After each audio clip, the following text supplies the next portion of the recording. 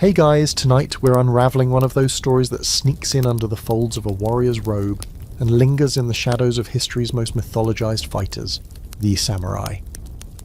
You probably think of them as stoic, sword-swinging death machines, always either meditating or decapitating someone. But let's get real. They also slept, they loved, and they did some very complicated things with both their lovers and their enemies. Some of it was tender, some was transactional, and some, well, you probably won't survive this. So before you get comfortable, take a moment to like the video and subscribe, but only if you genuinely enjoy what I do here. Also drop your city and the time you're watching this in the comments. I always love knowing where and when you're listening. Now, dim the lights, maybe turn on a fan for that soft background hum, and let's ease into tonight's journey together. You're kneeling on tatami mats, the scent of incense curling through a paper-walled room lit only by flickering lamplight. You're not in full armour. That would be ridiculous. You've stripped it off piece by piece, each layer releasing a little tension, a little sweat, a little of the weight of the day. Your katana rests just within reach. Because yes, you're a samurai. And even in repose, even when you're about to spend the night in someone else's bed, you never quite let your guard down. This isn't a one-size-fits-all situation. You could be spending the night before battle in a lover's embrace, stealing warmth before a cold morning and possible death. Or maybe you're lying awake in a hostile castle, the enemy's scent still on your hands. Maybe that enemy is sleeping beside you. These are the intimate contradictions of samurai life. The truth is, the samurai world was built on contradiction. You trained daily for death, yet lived in a culture obsessed with beauty, elegant calligraphy, precise rituals, cherry blossoms blooming like blood on branches. You swore loyalty to a lord, but might be ordered to seduce, spy, or kill someone in their sleep. And yes, sometimes those roles overlapped. Before battle, it wasn't uncommon for samurai to spend the night in deep reflection or deep entanglement. These final hours were sacred. You might write a death poem, you might compose a letter to your lover, folded with trembling fingers.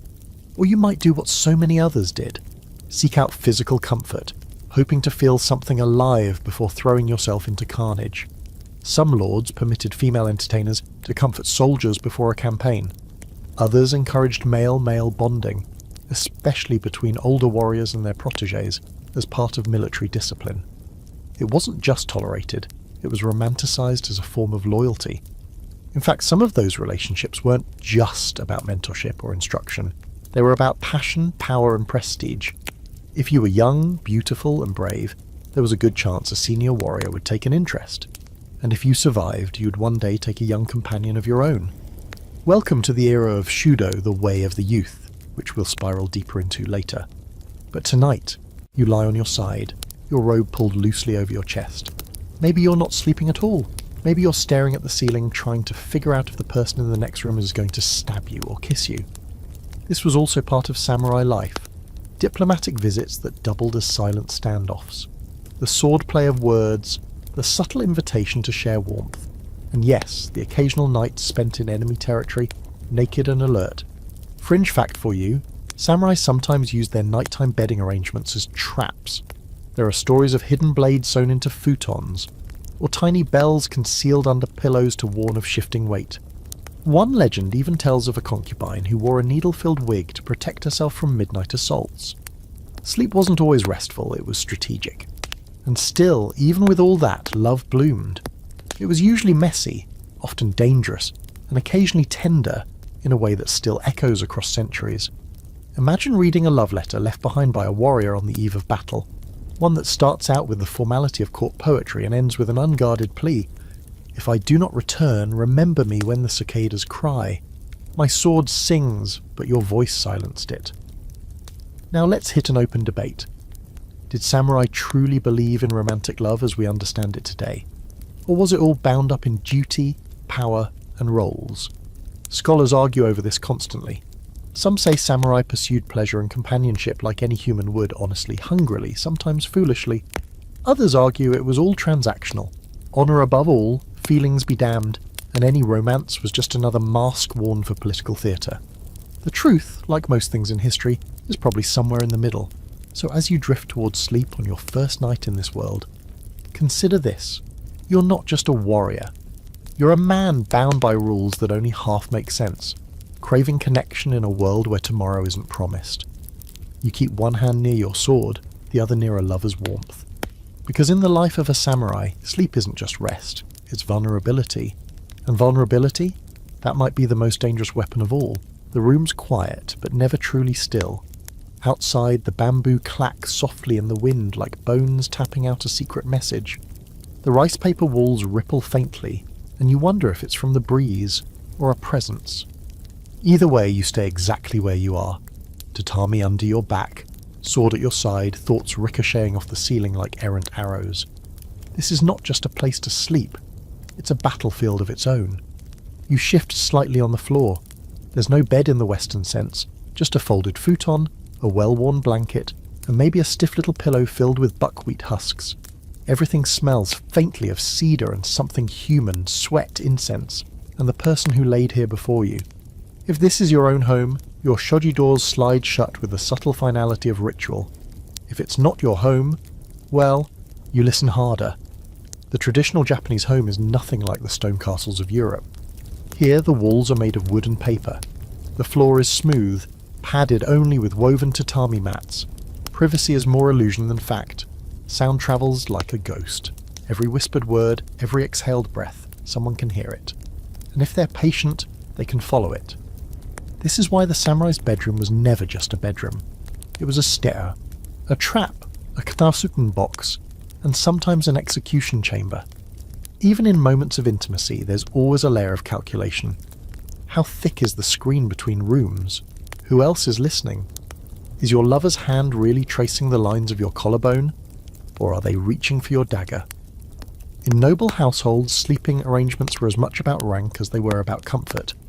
A daimyo might keep his favourite concubine a few feet from his own chamber, while lesser wives or servants slept further away.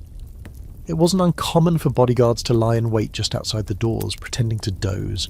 You could never be too careful. One servant falling asleep on watch could mean the whole house waking up dead. But these quiet homes, so restrained, so sparse, were also incredibly sensual in their own way. A flickering oil lamp could cast the outline of a body across a rice paper screen. A hushed laugh could echo down the hallway like a poem. The absence of clutter made every touch, every whisper feel deliberate. There was something erotic in the discipline of it all. The silence magnified every rustle of silk. Even the act of removing a kimono became a ritual, layer after layer, each knot untied with care, like dismantling a life. And you're not alone tonight. Someone lies beside you. Maybe it's your wife, draped in embroidered linen, her hair perfumed and arranged for sleep like she's going to war herself. Maybe it's a lover who shouldn't be here, whose presence could cost you your title or your head. Or maybe it's your squire, a young man who looks up to you like a god and whose eyes linger a little too long when you disrobe. In the shadows of the tatami room, everything feels possible. Everything feels fragile. Here's a quirky little detail. In some households, lovers would share a single narrow pillow, called a makura, to ensure closeness. Not romantic closeness. Literal, physical, pressed cheek-to-cheek closeness. Which sounds sweet, until you realise that half the time, the pillow was also used to detect movement. If someone tried to slip away in the middle of the night, you'd feel it instantly. This wasn't just about cuddling, it was a form of surveillance. And that's the thing, you're always watching, even when you're resting. That's what the tatami teaches you. Every groan of the wood, every footstep outside the door, it all becomes part of the story. You sleep with one ear open, and when you don't sleep alone, you wonder what the other person is hearing too. There are tales of lords who laid beside spies, knowing full well they were spies, and let the night unfold anyway. Because sometimes it was worth the risk. Sometimes the intelligence you needed came after the kiss. There's one particularly haunting legend about a female ninja who seduced a general, only to lie awake all night beside him, blade hidden in her sleeve, waiting for him to give the order that would betray her clan. He never did. She never killed him. They shared 5 nights like that in total silence, and then he died on the battlefield, never knowing whether she would have spared him if he'd lived. Historians still argue whether these kinds of stories were common practice or just artful exaggerations. Was bedroom espionage a real tactic, or mostly just the stuff of kabuki theatre and romantic fiction? One camp believes pillowside betrayal was absolutely part of political strategy, especially during the volatile Sengoku period. Another insists it's mostly post-war myth-making designed to dramatize an already dramatic age. You can probably guess where I stand. Even if just one of those stories is true, it's worth telling. So tonight, here in this silent room with paper walls and too many secrets, you understand something. The samurai didn't just battle their enemies in open fields. They fought them here, in rooms like this, over bowls of tea, through soft touches and softer lies. They courted loyalty with poems and killed with whispers. And in this place where intimacy and violence slept back to back, you begin to grasp why they made their homes so bare, so quiet, so dangerously serene. Because when everything is calm, every ripple matters. When the walls are made of paper, the truth can't help but bleed through. You're still lying there, wrapped in quiet tension and half-spent warmth, and it starts to dawn on you, this whole thing, this ritual of lying beside another person with your sword within arm's reach, is not just about survival. It's about the code, the unspoken rules, the strange, winding expectations that shape your life as a samurai. And yes, they even follow you into bed. Welcome to the twisty heart of Bushido in the sheets. You probably know Bushido, the way of the warrior, as the honor-bound system that tells you when to fight, how to die, and which emotions you're not supposed to show. It's discipline, loyalty, courage, self-sacrifice, all the heavy stuff. But what you might not know is that this sacred code didn't pause for pillow talk. It reached into everything: love, lust, even the act of sleeping beside someone. Let's break it down. Imagine you're having an affair, because let's face it, you probably are. Now, if this is a fling with a noble woman from a rival house, you'd better have a reason. Not just lust, not just curiosity. You need intent. Are you building an alliance, securing information, or are you letting your personal feelings cloud your strategic mind? Because that, letting feelings lead, is where you start flirting with disgrace, and disgrace is worse than death. But here's the trick. Bushido also demands sincerity. You're supposed to act with total authenticity, no lies, no false motives. So what happens when the most honest thing you've ever done is touch someone you're forbidden to love? What happens when you find truth in a night you're supposed to forget? Contradictions like this weren't rare. They were the standard. You live in a world where you're supposed to be emotionally cold and physically fearless, but also capable of composing poetry that makes grown men cry. You're not supposed to desire, and yet desire is baked into every ritual. The way tea is poured, the way a fan is held, the way a kimono slips down a shoulder.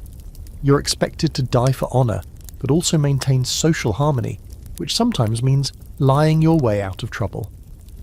Bushido isn't just a code, it's a tightrope over a pit of very sharp expectations. Take, for example, the case of a samurai who sleeps with a political enemy. It's happened, many times. You're sent to parley peace, or threaten a minor lord into submission, and suddenly their daughter, or son, is sent to entertain you. Everyone pretends it's just hospitality. Everyone pretends it's nothing. But that night, you're faced with a question that Bushido doesn't answer clearly. Do you accept the gift? Or do you see it for what it is? A trap, a test, maybe even a chance at something neither of you understand. Some samurai accepted, some resisted, some fell in love. One lord, during the Muromachi period, famously returned a concubine who'd been gifted to him, citing that he preferred sincerity to silk. Of course, a week later he married her in secret, so interpret that as you will. There's also the matter of reputation. A samurai could ruin himself by being seen as too indulgent, falling for a courtesan, weak, growing too attached to a servant, dangerous. Becoming emotionally dependent on a companion, especially a younger male one, was fine, until it became a scandal. Then it was disgraceful. Unless it was poetic, then it was beautiful, but only if you died tragically. Welcome again to Bushido's greatest hits. Total commitment to ideals that contradict themselves at every turn. Here's a fringe little tidbit for you. Samurai who took vows of celibacy, usually while serving as monks or advisors, were still expected to maintain close emotional ties. Some even wrote love poems to their former lovers, whom they had technically renounced. That's right, even when they weren't supposed to be sleeping with anyone, they still couldn't quite let go of the romance. It was like trying to quit war but keeping your sword on the wall just in case. And now for our scholarly debate. Was Bushido really as deeply ingrained in the samurai psyche as later generations claimed? Some historians argue that this ultra-disciplined, morally rigid image of the samurai came much later, particularly during the Tokugawa era, when the wars had mostly ended and the warriors had time to sit around polishing their legacies. Earlier samurai, especially in the chaotic Sengoku period, may have been more pragmatic, more impulsive, more human. Less about code, more about convenience. Did they really care about Bushido when their heads were on the line? Or is the code itself a romantic fantasy, designed to make centuries of bloodshed sound noble? Hard to say, but if you're lying in the dark tonight, tangled in limbs and moral uncertainty, you feel it anyway. The pressure, the eyes of your ancestors, the voice of your lord echoing in your head. You want to believe your actions are honourable, that your choices make sense, that the person beside you isn't just a beautiful distraction, but a mirror of your truest self. And maybe they are, or maybe they're, you're going to slit your throat at dawn. Either way, you won't sleep much. Because living under Bushido doesn't mean doing what's right. It means doing what's expected, even when your heart is pointing elsewhere. So tonight, as the oil lamp burns low and your body slowly lets go of its tension, your mind doesn't. You replay every word, every glance. You wonder if desire can ever be honourable. You wonder if love is just another battlefield, and if Bushido is a map that only leads you in circles. You're walking through the quiet garden behind a lord's estate, gravel crunching softly beneath your sandals, the moon painting faint silver outlines on every stone lantern and bamboo leaf. There's a boy ahead of you, graceful, shoulders straight, maybe 15 or 16, dressed in the formal layers of a young retainer. He doesn't turn to look back, he doesn't need to. He knows you're following, this isn't the first time. This is Wakashu culture, a world within the samurai world where beauty, mentorship and desire swirl into a delicate, combustible mixture. A boy like him isn't just a servant or an apprentice. He's a symbol, a companion, sometimes a lover. And you, as a seasoned samurai, are expected to teach him not just swordplay and strategy, but loyalty, poetry and how to move through this treacherous world with dignity and power. But here's the catch. It's not always clear where mentorship ends and romance begins, and sometimes it doesn't end at all. In feudal Japan, relationships between adult samurai and adolescent boys were not only accepted, they were structured. There was a word for it, shudō, or the way of loving youths. It was a deeply codified social practice wrapped in ideals of loyalty, spiritual growth and the transference of masculine energy. At its best, it was about trust, discipline and mutual respect. At its messiest, it blurred into exploitation and power plays so tangled they make modern ethics shudder. You're told this is normal, that it strengthens the bond between teacher and student, that it creates warriors who are emotionally and physically united. And sure, some of it feels genuine. Some of these pairings evolved into lifelong bonds full of poetry, letters and shared purpose. But then there are others, alliances built more on the imbalance of age and station than on affection. There's a reason some historians hesitate to paint it all in romantic tones. In your case, you've been assigned this boy. He's clever, graceful, and carries his training sword like it's a part of his body. Tonight he prepared your bedding, and sat quietly outside your room reading by the lamplight until you motioned him inside. He bows, removes his sandals, and settles across from you in the small sleeping chamber. The space between you is narrow, lined with soft mats and tension.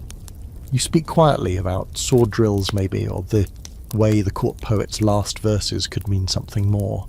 He nods, listens, waits. Because here's what's not spoken. In shudō culture, it's the youth who has the final say. Consent is implied only when the boy, never younger than early adolescence, is ready.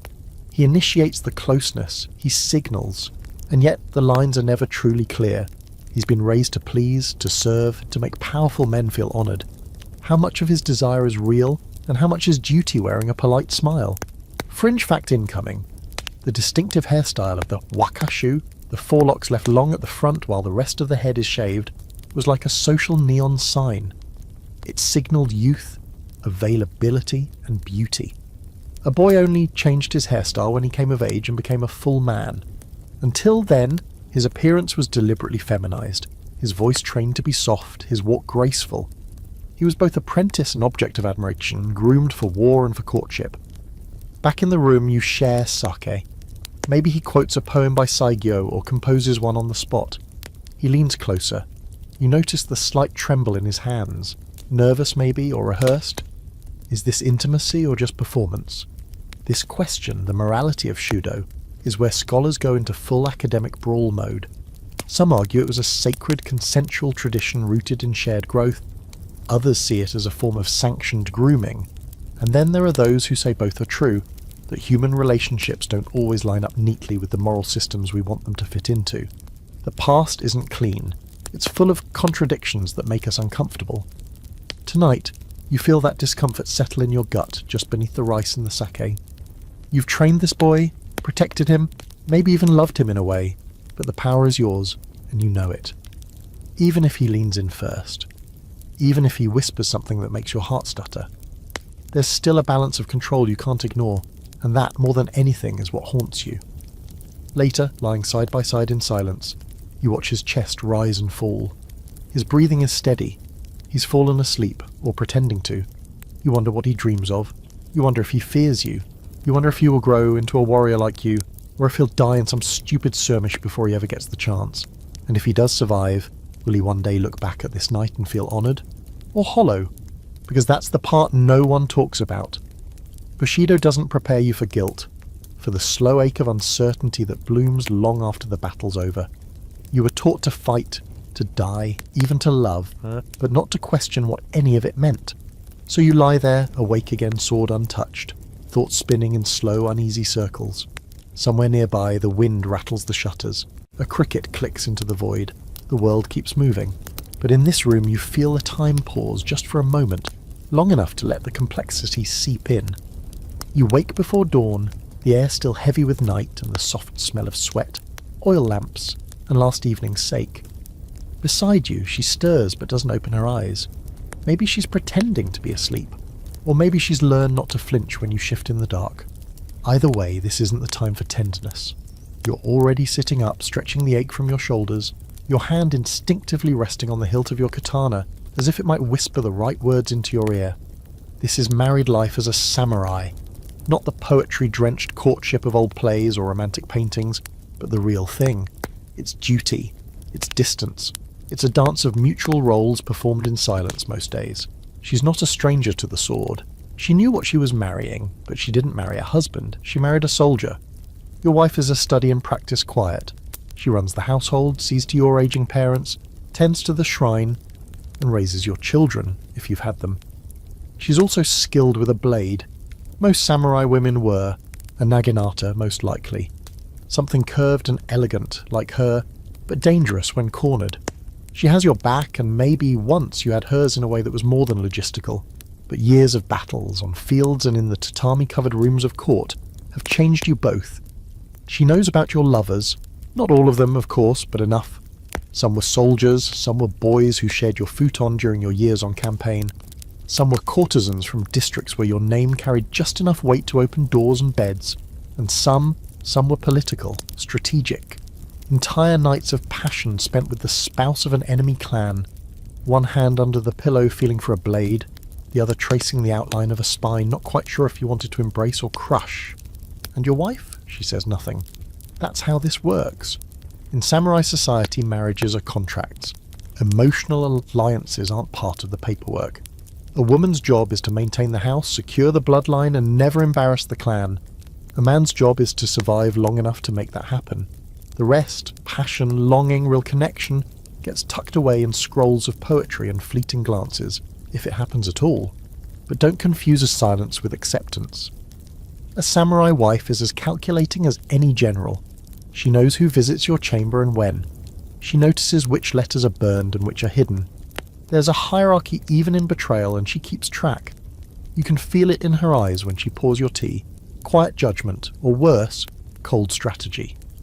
She might not stab you in your sleep, but she could ruin your name with a single sentence at court.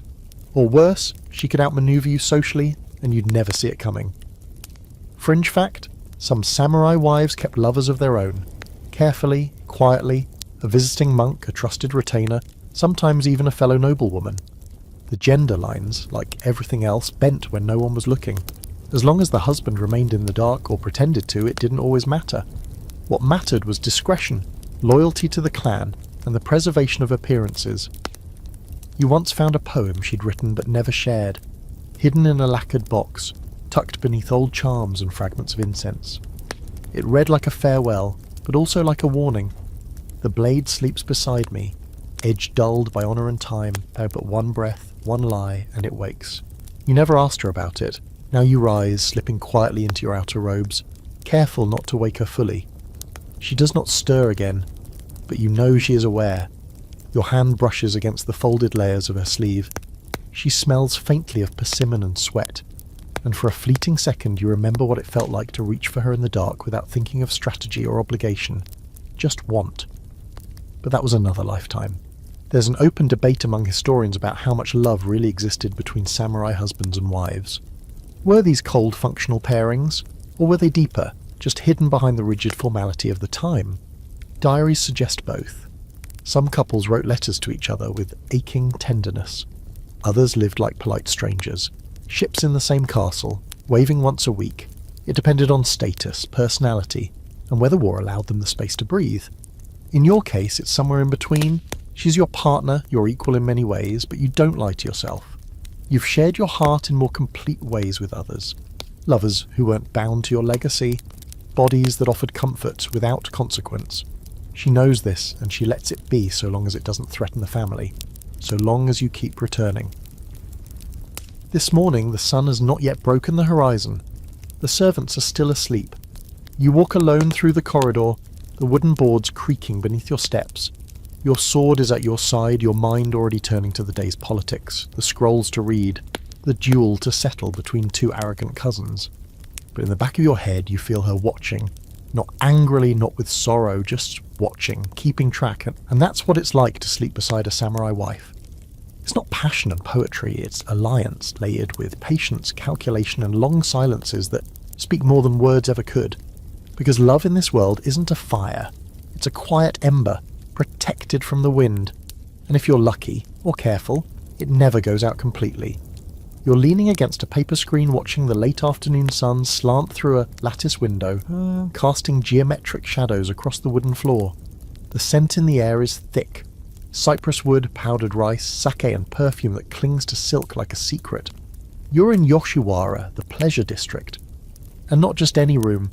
This is a Hikita Jaya, a high-end tea house, where the samurai come not just for tea, but for the kind of companionship that makes you forget your enemies, your duties, and, for a few expensive hours, even your own name. She enters with the grace of someone trained in a dozen arts. Conversation, music, calligraphy, emotional detachment. Her sleeves trail behind her like whispers. A taiyu, the highest class of courtesan. You fought battles for less than what it cost to share a night with her. She bows low, offers tea, and doesn't speak until you do. Because this isn't about seduction, it's theatre, a ritual, performance more precise than any duel. Here in Yoshiwara, love is for sale, but it's not the frantic kind, not the fumbling, rushed intimacy you find in a back alley or behind a battlefield tent. This is curated affection, polished over years, steeped in elegance. You don't just buy sex here, you buy illusion. And samurai, you're always the most frequent patrons, because after a lifetime of war, honour, and pretending your emotions don't exist, you crave the illusion more than the act. Here you're not a killer or a tool of your lord. You're a man someone pours tea for, writes poems to, plays the shamisen for, and then, if the mood suits you both, lets you undress her layer by careful layer. But nothing here is ever free of power. The courtesans of Yoshiwara may seem submissive, but they are some of the sharpest minds you'll encounter. They read your posture like a scroll. They know if you're grieving, lying, or trying to forget someone who never loved you back. And if you're dangerous, all the better. The more dangerous you are, the more you pay. These women, and occasionally men, are not prostitutes in the modern sense. They're trained artists. Many began their lives as indentured children, sold into brothels to pay family debts, then rose through brutal hierarchies of skill, charisma, and sheer willpower. To be chosen as a taiyu meant you had mastered not just the arts, but the art of making powerful men feel safe and seen, without ever letting them truly see you. The room tonight is low lit. The futon has been laid out with quiet ceremony. There's a folding screen painted with cranes, and a lacquered box in the corner holds combs, fans, and, if needed, delicate tools of defence. You wouldn't be the first samurai to lose his temper here, or to lose something more valuable. As you lie beside her, postures relaxed but choreographed, She asks you nothing personal. Instead, she quotes poetry, maybe from the Tale of Genji, or recites a haiku that sounds too tailored to be coincidence. The moon knows your name, but it says it in silence, waiting to be missed. You don't respond right away. You're not used to being spoken to like that, like you're someone with wounds beneath the armour. And maybe that's why samurai keep coming back here. Because in Yoshiwara, you can be vulnerable without the threat of shame. You can cry if you must. She won't mention it. You can fall asleep in her lap, and she'll brush your hair as if you were her first love and not her 15th appointment this week. Here's a strange historical detail. Some samurai became so emotionally attached to their favourite courtesans that they ruined themselves financially. Not just buying time, but trying to buy freedom. Paying a courtesan's debt meant she could leave the brothel. Sometimes she did. Sometimes she married her samurai lover and lived in peace. Other times she took the money and disappeared, leaving behind a note written in perfect brush strokes and a knife for him to do what samurai did when shamed. And yet they kept coming back. Because this soft bed, these clever hands, this performance of devotion, was sometimes the only space a samurai could feel human. Not a symbol, not a warrior, just a man. Of course, not everyone approves. Bushido purists considered indulgence in the pleasure quarters a spiritual weakening. Even during the Edo period, when peace reigned and warriors became bureaucrats, spending too much time in Yoshiwara could be seen as a lapse in discipline. But everyone did it, even the most virtuous, even the most ruthless. So here's your scholarly debate. Was this place an escape or a reflection? Was Yoshiwara a sanctuary from samurai life, or the mirrors that showed it more clearly than any battlefield ever could? Some argue that it humanized the warriors, gave them release, made them better. Others say it exposed the lie, that for all their codes and composure, samurai were just men, full of craving and weakness like anyone else. You're lying on your back now, the courtesan tracing a slow, meaningless pattern across your chest. You feel the edge of her fingernail, a reminder that beauty is always a little dangerous. Her voice is low, barely above a hum, and you can't tell if it's a lullaby or a warning. Maybe both. When sleep comes, it isn't peaceful. You dream of blood and silk, of arrows whistling past paper walls, of someone whispering your name in a voice that's not hers. And when you wake, she's gone. Not rudely, just vanished, like the part of yourself you were pretending to be. A servant arrives with tea. Your sandals are waiting by the door, and just like that you're a samurai again. The room is cold. You don't remember falling asleep, but now you're awake and someone is watching you. You know that feeling, that tightening of the skin along your shoulders, the awareness behind your neck even if you can't hear or see anything yet. Your hand moves silently beneath the blanket toward your sword. The blade's cold. So is the air. So is the woman standing by the screen. She doesn't belong here. Not just in the sense of protocol, but in the way ghosts don't belong. She's dressed too finely, skin-powdered, hair arranged in the style of someone who knows what seduction looks like in the dark. You know who she is. You've seen her before, across a hall beneath a parasol in the rain, smiling at you like a dare. She was the daughter of a rival clan, then the wife of an enemy general, then a widow, then something else entirely. And now she's here, in your chamber, without warning, without invitation. This is how enemies become lovers, or how lovers become ghosts. She speaks without bowing. That in itself is a warning. No titles, no honorifics. Just your name spoken softly, like she's testing how it feels on her tongue after so many years of calling you that bastard in court. You should call for a guard or kill her or both. But instead, you sit up, brush your hair from your face, and pour her tea with hands steadier than you feel. She accepts the cup like it's always been hers. Like she's done this before, you wonder if she has. This is the kind of encounter that the scrolls never mention. They talk about honour and lineage, but they don't tell you what to do when someone who once tried to have you poisoned is now sitting in your room, quietly removing her outer robe, and you let her. Because revenge and romance in samurai culture weren't separate paths. They were a tightly woven road with no signs, only consequences. Sometimes you used sex to extract secrets. Sometimes you used secrets to lure someone into sex. And sometimes, very rarely, the lines blurred so deeply you forgot which was which. You remember the story of Lady Aki, she's more legend than confirmed history now, who seduced the commander who raised her family estate. Not to kill him, but to love him. Genuinely. Publicly. and depending on which version you believe, tragically. One says she poisoned herself on their wedding night after revealing her identity. Another says she bore his children and never spoke of the past again. A third says she slit his throat in his sleep after 20 years of marriage, kissed his forehead, and walked into the sea. What's true? Historians still argue.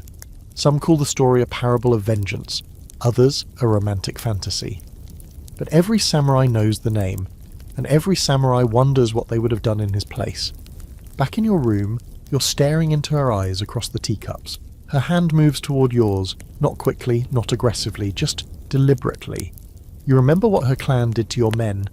You remember the head of your friend sent back in a box. A single plum blossom laid across his mouth like a joke. And yet here you are. And here she is. You ask her why she's come. She doesn't answer with words. She leans in, her breath smells like persimmon and winter. When her mouth brushes yours, your heart does something it hasn't done in years. It forgets the difference between now and then. Later, the futon is warm and tangled. Her hair is loose around your face. She traces your scars with a finger and doesn't ask how you got them. She already knows. This too is samurai life. Not just battles and loyalty and honour, but these quiet, deadly, tender moments where the past climbs into bed with you and whispers its complicated truths. Here's a fringe fact. In the Sengoku period, it wasn't uncommon for clans to use marriages as peace treaties, but sometimes the romantic liaisons that happened outside of marriage were even more important. A well-placed affair with the right woman or man could secure a truce, delay a siege, or even spark a rebellion. Pillow talk could rewrite maps. That's why what happens tonight matters more than anyone will ever say. Because it's not just physical, it's political, it's a gamble. And that brings us to a favourite debate among scholars. Were these kinds of liaisons, enemy lovers, secret rendezvous, romance between clans, common practice or rare exceptions? The records are sparse, deliberately vague, often cloaked in euphemism. Some argue that samurai were too focused on lineage and order to allow themselves emotional indulgences. Others say the very chaos of their world made these moments inevitable. When you could die any day, why not kiss someone you shouldn't? You lie there now, breath slowing, blade untouched. She's fallen asleep or pretending to. You could kill her. Maybe you should. She could kill you too. Maybe she will.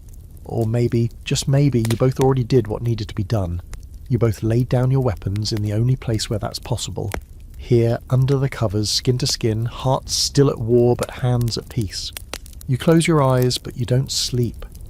You wake to the soft click of wooden sandals fading down a hallway, her scent lingering in the air like the memory of a dream you're not ready to let go of. The room is still dim, lit by the first grey threads of morning, weaving their way through the paper walls. You rise slowly, careful not to stir the servants yet, and reach for your kimono. It's damp with the night's sweat and something else, something more primal. You feel like a man who survived a duel though no blades were drawn. Outside, the dojo is already coming to life. You hear the slap of bare feet against wooden planks, the whistle of bamboo swords meeting in practice. Discipline never sleeps for long, and neither do you. But today's training isn't about battle. Not exactly. It's something different. You've been asked to demonstrate a kata that isn't part of most schools' curriculum. A rare form. One passed down quietly and only to those considered discreet. You roll your shoulders and stretch, already anticipating the flow of movement. This kata is fluid, not rigid. It's sensual in a way swordplay rarely allows. The footwork echoes the posture of a court dancer. The grip changes, subtle and shifting, not unlike the way a lover adjusts under your weight. There's rhythm, breath, timing. It's not just about striking. It's about drawing in, getting close, reading the body, and knowing when to let the blade glide instead of cut. This isn't the style they teach the green recruits. This is the kind of swordsmanship passed in whispers and practiced behind closed doors. They call it the pillow blade. An art not just of defence, but seduction. You're not making this up. There were samurai schools that incorporated physical intimacy, mimicked or real, into their martial training. The idea was simple. If you could master your movements in the most vulnerable positions, then no enemy could ever catch you off guard. Imagine grappling in close quarters, in half darkness, with your robe half off and your partner's breath on your cheek. If you could kill in that moment, with precision you had control, absolute control over your fear, your desire, your reaction, And so, some kaita were designed to imitate the bedchamber. The slide of the hand across fabric, the lunge from a seated position, the way one partner moves on top of the other, not just for pleasure but for leverage. It sounds erotic, and yes, it sometimes was, but mostly it was strategic. A warrior who lets lust dull his blade is a dead man. But a warrior who can channel that energy, he's unstoppable. Today's demonstration is behind closed doors. Your students are trusted. Younger samurai, sharp and curious, you sense their unease as you move through the form. One asks if it's really practical. You smile, ask him if he's ever tried to fight off an assassin with someone tangled in his arms, or woken beside someone who might be hiding a blade in her sleeve. You don't say more. The lesson lands. Later, as the group disperses, one of the students lingers. His gaze lingers too. You recognize it, not the bold lust of Yoshiwara or the calculated gaze of a court lady. This is admiration, tinged with hesitation. He wants to know more about the kata, yes, but also about what it means to move like that, to be that close to someone, body and blade, without flinching. You tell him to meet you after sundown for more instruction. This is where the lines blur again, not between master and student, you know how to keep that boundary clear, but between art and intimacy. You remember learning this kata yourself years ago, from a teacher whose hands were impossibly gentle for someone who'd survived 3 wars. You remember the heat in the dojo that night, the feel of his breath as he corrected your stance. You remember thinking that maybe swordplay wasn't about death after all, but about control of the body of the moment. Fringe detail time, there are scrolls hidden in old martial archives that depict this kind of training not just as technique, but as philosophy. Diagrams of positions, both combative and otherwise, annotated with notes about balance, intention and pressure points. One even includes a passage comparing the opening of a lover's robe to the drawing of a blade. Both require precision, both reveal weakness. Of course, some scholars scoff at this. They say the erotic elements of samurai swordsmanship are exaggerated, added later by dramatists and modern romantics. And maybe they're right, but maybe they're just uncomfortable with how often war and desire walk hand in hand. Others defend it, claiming these kata were real, taught to bodyguards and assassins who might find themselves disarmed in vulnerable situations. You've seen the value of it firsthand. You've had moments, slipping out of a sleeping lover's embrace, heart pounding, knowing she was planning to end you before sunrise, where these techniques kept you alive, where you moved like smoke and steel through sheets and shadows.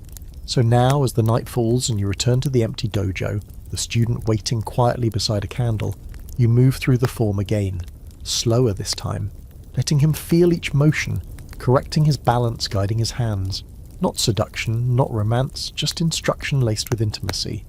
And in that closeness you both understand, this too is samurai life.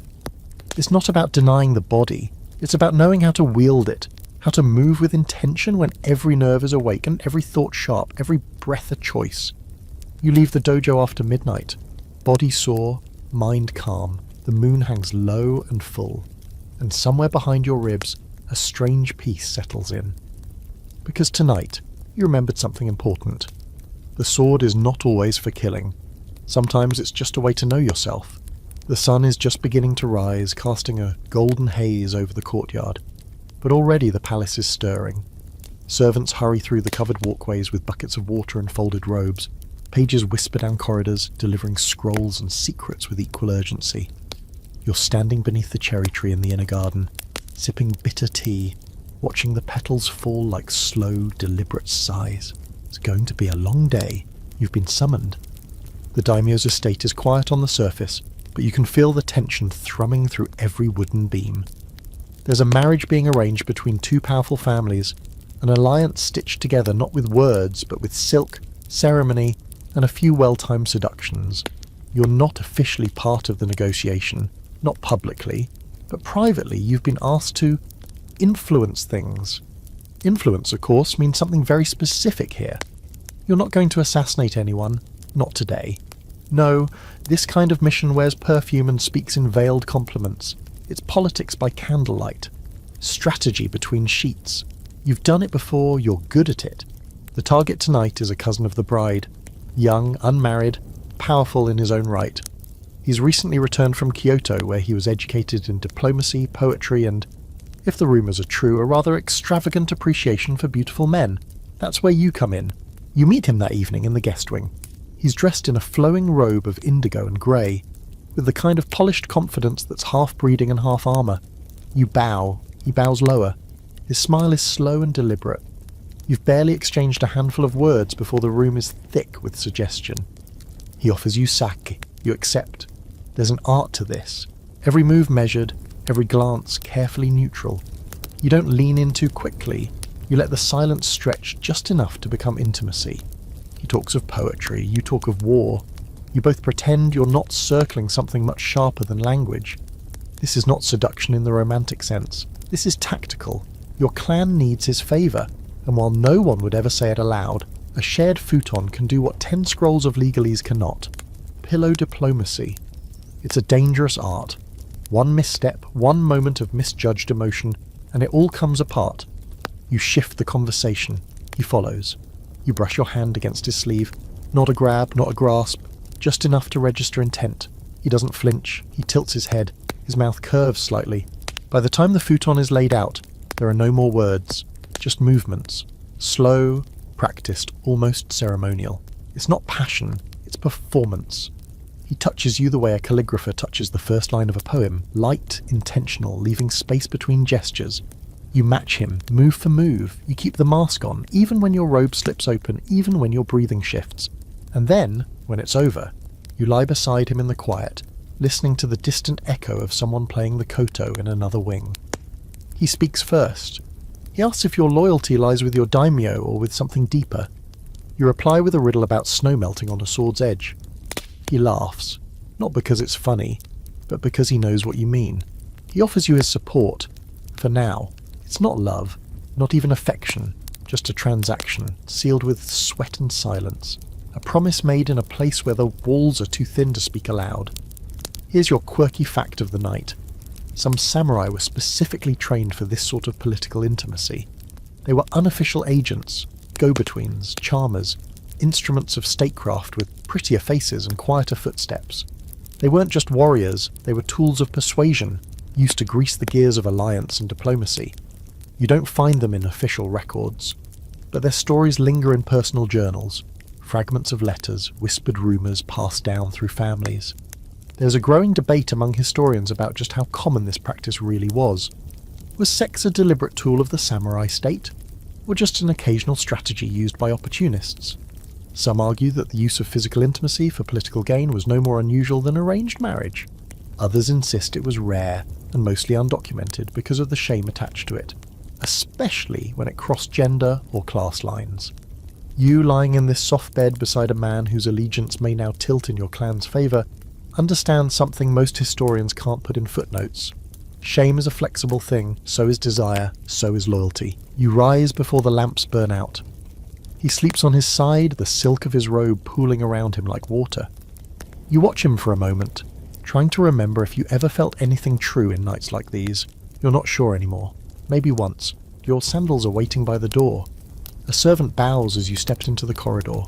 You say nothing. You walk quietly back to your own room, where your sword rests beside your pillow and your conscience never quite lets you sleep.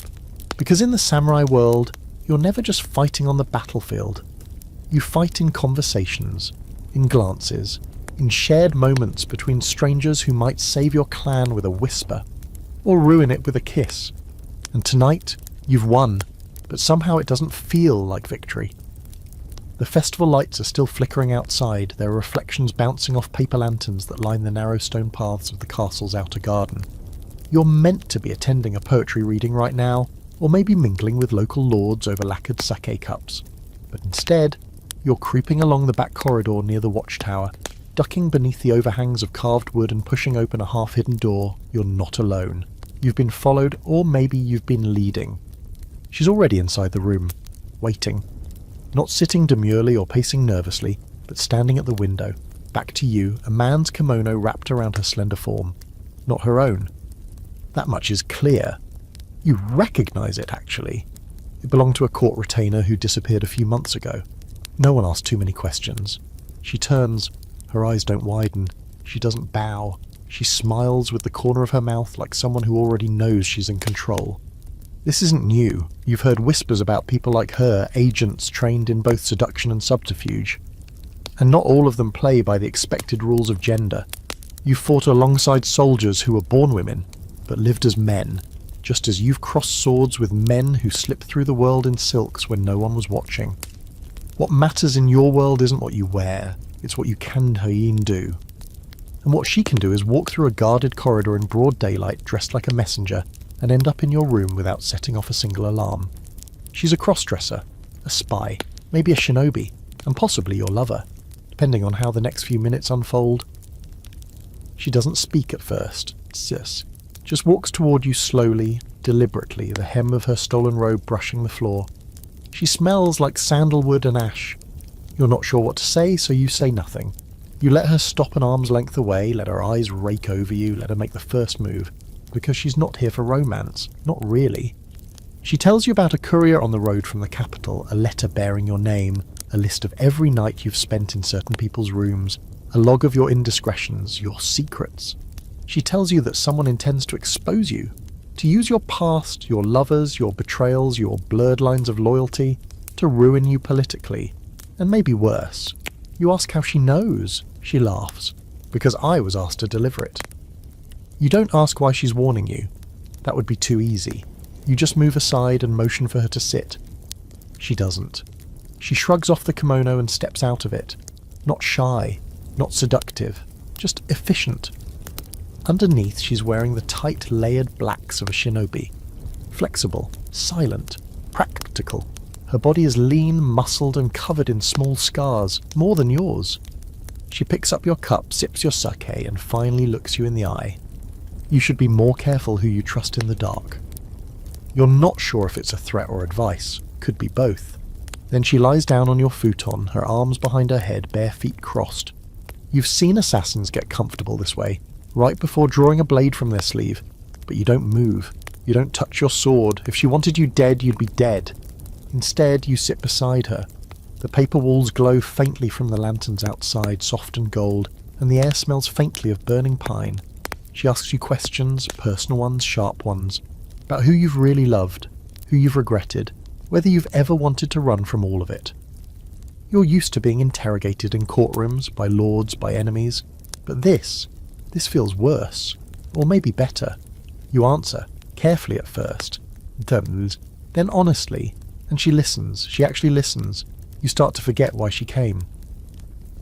Now here's the quirky part. There were entire theatre traditions in Japan, most famously kabuki and onagata, where gender was fluid, performative, part of the artistry, and spies borrowed from that. Male ninjas posing as women, female agents disguising themselves as monks, messengers, or even young boys. The line between truth and disguise wasn't just blurred, it was irrelevant.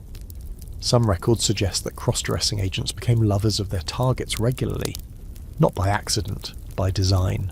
A long game of infiltration played in bedchambers and side chambers and gardens after dusk. But was it always just strategy? Historians still argue. Some say gender and sexuality in the samurai era were so rigid that these exceptions were rare and desperate. Others insist the fluidity was always there, just hidden in plain sight, accepted in silence, and dismissed when inconvenient. Back in your room, she's dozing now. Or pretending to. You're still fully dressed, sword untouched. You feel like you've been tested and passed, but you're not sure what the test was. You lie beside her eventually, still clothed, still cautious. She doesn't reach for you, you don't reach for her. But there's a warmth between you anyway. Shared danger, shared loneliness, and maybe, just maybe, a shared understanding that in your world people wear whatever skin lets them survive, and sometimes what starts as disguise becomes the truest version of who they are. You don't sleep, neither does she, but for the rest of the night, neither of you's alone. By mid-morning, the halls of the daimyo's residence buzz with the nervous energy of silk rustling, whispered scandal, and the ever-present sound of courtly footsteps falling just a little too quietly. Servants sweep invisible dust from polished floors. The kitchen staff prepares delicacies no one will finish. Everyone's pretending not to stare at the painted folding screen in the West Hall, the one that hides a room now considered cursed, though no one dares call it that aloud. You know the story. You were there for part of it. It started with a rumour. A minor one, the kind that floats through court like smoke. A young concubine, barely 16, caught slipping out of the guest chamber of the daimyo's eldest son. Nothing surprising, she was beautiful and the son was impatient. But within days, another rumour bloomed from the first, that she wasn't just entertaining the heir, but also his tutor, and one of the retainers, and maybe, depending on who was whispering, his stepmother. Then one morning, 3 people disappeared. The concubine, the retainer, the stepmother, vanished like morning mist. The heir was found wandering the garden in his underrobe, barefoot, muttering about foxes and shadows and silk dripping with blood. No one ever found the bodies, but that screen, the one now hidden behind a velvet rope and a floral arrangement. It's painted with peonies and cranes, but if you look too closely you'll swear the petals are tinged with crimson and the crane's beak is wet. This was the scandal that cracked the daimyo's household like a lacquer box dropped from a height. It wasn't the first, and it wouldn't be the last. Because behind the rigid smiles and precise bows, noble households were volatile. They weren't built on love or even loyalty. They were powered by hunger, political, sexual and personal. And when that hunger collided with pride, everything fell apart in elegant, catastrophic fashion. You're back here now, walking through those same corridors, older, quieter, more dangerous than you used to be. You've been asked to investigate a missing ledger. Nothing scandalous, at least on paper, but you know better. Ledgers in this house mean secrets. Payments to people who weren't supposed to be seen. Gifts to lovers who had no names. You're not here to balance books, you're here to protect reputations, or bury them. As you pass the ladies' wing, a soft laugh slips through a half-open screen. It's a delicate sound, carefully rehearsed, designed to travel exactly far enough to be overheard. You pause, and then you see her. She's draped in a layered kimono the colour of storm clouds, her hair pinned with obsidian combs. She looks at you like she's read the chapters of your life you tried to tear out. She was the 3rd wife, barely remembered in public, dangerously important in private. You've known her since she was first brought here, traded for land and allegiance. You shared a cup of sake with her once, years ago. She asked you then what it was like to kill someone you trusted. You never answered. She invites you inside now with a glance. You know better than to refuse. Her chamber is full of scrolls and shadows. The air smells of plum wine and damp paper. You don't sit. You let her do the talking. She tells you the ledger's missing. She tells you someone's been paying off entertainers from Yoshiwara to keep quiet. She tells you that the daimyo's heir, yes, the same one from before, has started writing poetry again, badly, and dedicating it to someone he calls the hidden blade in silk. She tells you someone's going to die soon, and she's not sure if it should be you or her, or the boy writing sonnets with blood on his hands. You laugh, because what else can you do? This is what love looks like in a noble house. Not affection, not trust, just leverage in an expensive robe.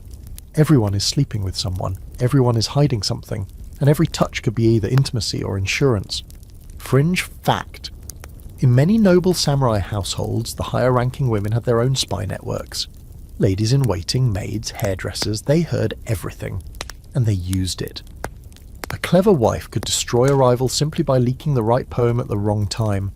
Poison wasn't always the weapon of choice. Gossip was cleaner, and it left fewer corpses. You once knew a woman who carried a tiny vial of ink tucked in her obi, just in case she needed to write a false letter and blame it on someone else. She never raised her voice. She never needed to. Back in the chamber, the 3rd wife steps closer.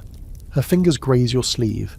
Not a caress, a reminder of what you owe, of what she knows. You wonder if she's going to ask for your help, or your silence. But she surprises you. She asks if you remember her first husband, the one killed in the border skirmish. She asks if you remember what he whispered to you before he died. You do, and so does she. Because the thing they don't tell you about court scandals is that they never really die. They just go to sleep for a while, wrapped in silk, hidden behind folding screens. You leave her chamber before you do something stupid, like kiss her, like believe her. Outside, the wind picks up, the peonies on the screen tremble, and you remember, in this house, the most dangerous thing isn't the sword at your side, it's the person lying beside you, whispering poetry with a mouth that might taste like truth, or poison. The castle's great hall is filled with the faint tapping of sandals on polished floors, the rhythmic sweep of broom bristles, The hush-hush of whispered instructions passed between servants. But you're not in the Great Hall. You're down below, in the back corridors where the light doesn't reach. Narrow wooden walkways used by the ones who clean the rooms, draw the baths, prepare the meals, and keep the entire illusion of samurai grandeur stitched together with their bare hands and tired backs. Tonight, you're not the one giving orders, you're listening. She's kneeling beside a basin of water, sleeves rolled up to her elbows, hair wrapped in a faded cloth. She looks up at you, eyes sharp, unstubborn. You've known her for years, a maid, technically, but also a confidant, sometimes an informant. Once, briefly, a lover. That last part was supposed to stay buried, but things rarely do in this house. You sit across from her on the bare floor, the smell of soap and damp wood thick in the air. She wipes her hands slowly and waits. She knows you well enough not to speak first.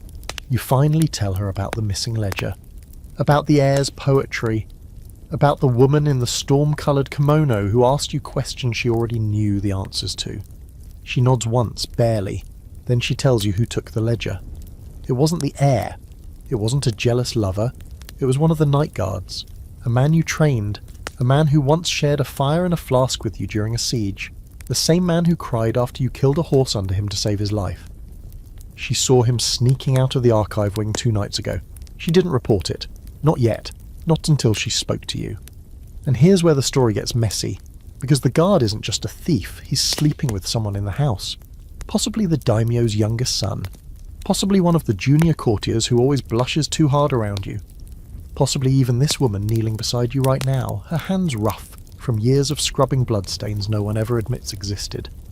This castle is full of secrets. You knew that. What you're just starting to realise is how many of those secrets have passed through the servant quarters, through hands like hers. In the noble chambers, love is layered in silken threats, but down here, in the kitchens and the washrooms, it's raw and exposed. No poetry, no performance, just stolen glances across the laundry lines, quick touches behind the screen doors, and the occasional reckless night where someone forgets who's allowed to lie with whom. She tells you another thing, that the heir's poetry isn't just an embarrassing habit, it's a trail.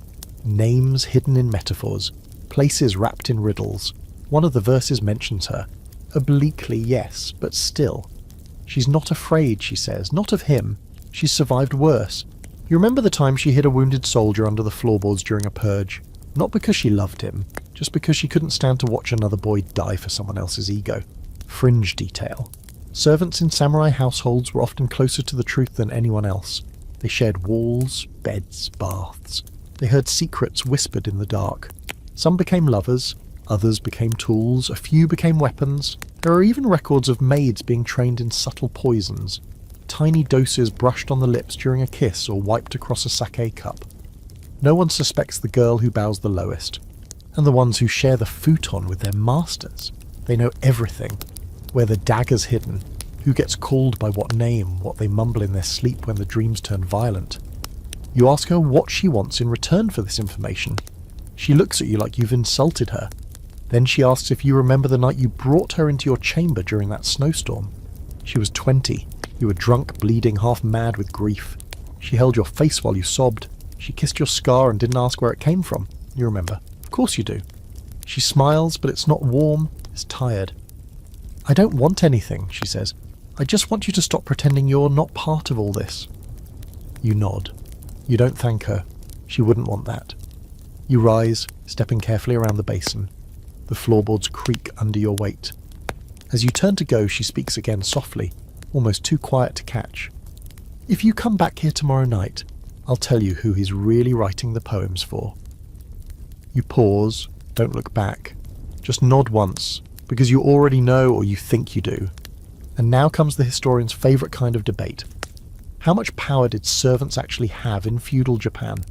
Most sources downplay their roles, casting them as background figures, replaceable, obedient, forgettable. But personal letters, poems, and a few scandalous court records suggest otherwise. Servants weren't just passive observers. They were participants, instigators, sometimes lovers, sometimes traitors, sometimes the only ones who knew what really happened on nights when blood stained the tatami and no one dared speak of it the next day. You climb the stairs back into the main house. The hall is quiet now, lit by a single lantern. The poem sits folded in your robe. and the name it hides makes your chest feel heavier than any armour you've ever worn. Because in this castle love is never safe, not in the high towers, not in the servant quarters, and especially not when the person you once thought was beneath you turns out to be the only one who's ever really seen you. You haven't slept in 2 days, not truly, just fragments of rest stolen between shifting dreams and the clack of getter sandals in the hallway outside your room. War has a way of pressing itself into every fold of life even before the swords are drawn. The messengers are running again. The armour's been polished. Someone lit incense at the family shrine this morning and left an offering of oranges, too early for harvest, a plea for survival. The Sengoku period they'll call this one day, an age of warring states, of endless skirmishes and shattered alliances. But here and now, it's just your life. A blur of hunger, fatigue, blood, and decisions you hope won't get everyone you love killed. You're stationed at a fortress not yet under siege, but everyone feels it coming. Like a thunderstorm waiting behind a mountain. You can smell it. And in the heart of all this pressure, there's him. You weren't supposed to care about the archer with the crooked smile. He's not of noble birth, not high-ranking, not even particularly elegant. But he watches the sky like it speaks to him, and he touches your arm with casual familiarity, even in public, which should bother you and yet doesn't. You've bunked near each other for months now, shared meals, sparred side by side, shared sack by firelight. One night after patrol he handed you a rice ball and said, "You chew too loudly when you're anxious." You nearly laughed. It happened 2 nights ago. The sky was full of clouds and the fire was too low. The soldiers had all turned in. You were the only 2 awake, both pretending not to notice. He leaned closer, asked about the scar under your ribs. You lied. He knew, then you touched his hand, just once. And now? Now you can't stop thinking about it. About the way he smelled, cedar smoke and leather. About how careful his fingers were, even when your breath hitched. How he didn't ask for anything more. Just touched your chest like he was memorizing it in case tomorrow never came. No one knows, or if they do, they say nothing. That's the rule in wartime. You don't ask where someone sleeps. You don't talk about who comforts whom in the dark. Not when arrows are whistling over the walls and every night might be your last. But you're reckless now. Not openly, not foolishly, but enough. You sit a little too close during meals. You walk the perimeter with him even when it's not your shift. And last night, when it rained and the others were crammed together in the inner quarters, you stayed in the watchtower with him, sharing a blanket and silence. And this morning your captain sent for you. No preamble, just a quiet request for a private word. He pours the tea himself, which is always a bad sign. Then he tells you there's talk, whispers, that someone saw shadows moving in the tower, that the men are starting to wonder about your priorities. You don't respond. He doesn't accuse you of anything outright, just says, "Don't let sentiment cost us the wall." You bow, say nothing, leave. Fringe detail. During the Sengoku period, emotional bonds between soldiers were both tolerated and taboo. The concept of shudō still existed, male-male mentorship with potential romantic and sexual dimensions, but wartime tested its boundaries. A bond between warriors could be seen as noble, if it made them fight harder, die braver. But the moment it was perceived as distraction or favoritism, that's when it became dangerous. That's when whispers turned to warnings. You find him after sunset, down by the outer wall, checking the fletching on his arrows. He looks up and you both know something has changed. Not between you, but around you. He asks quietly, "Should I start sleeping elsewhere?"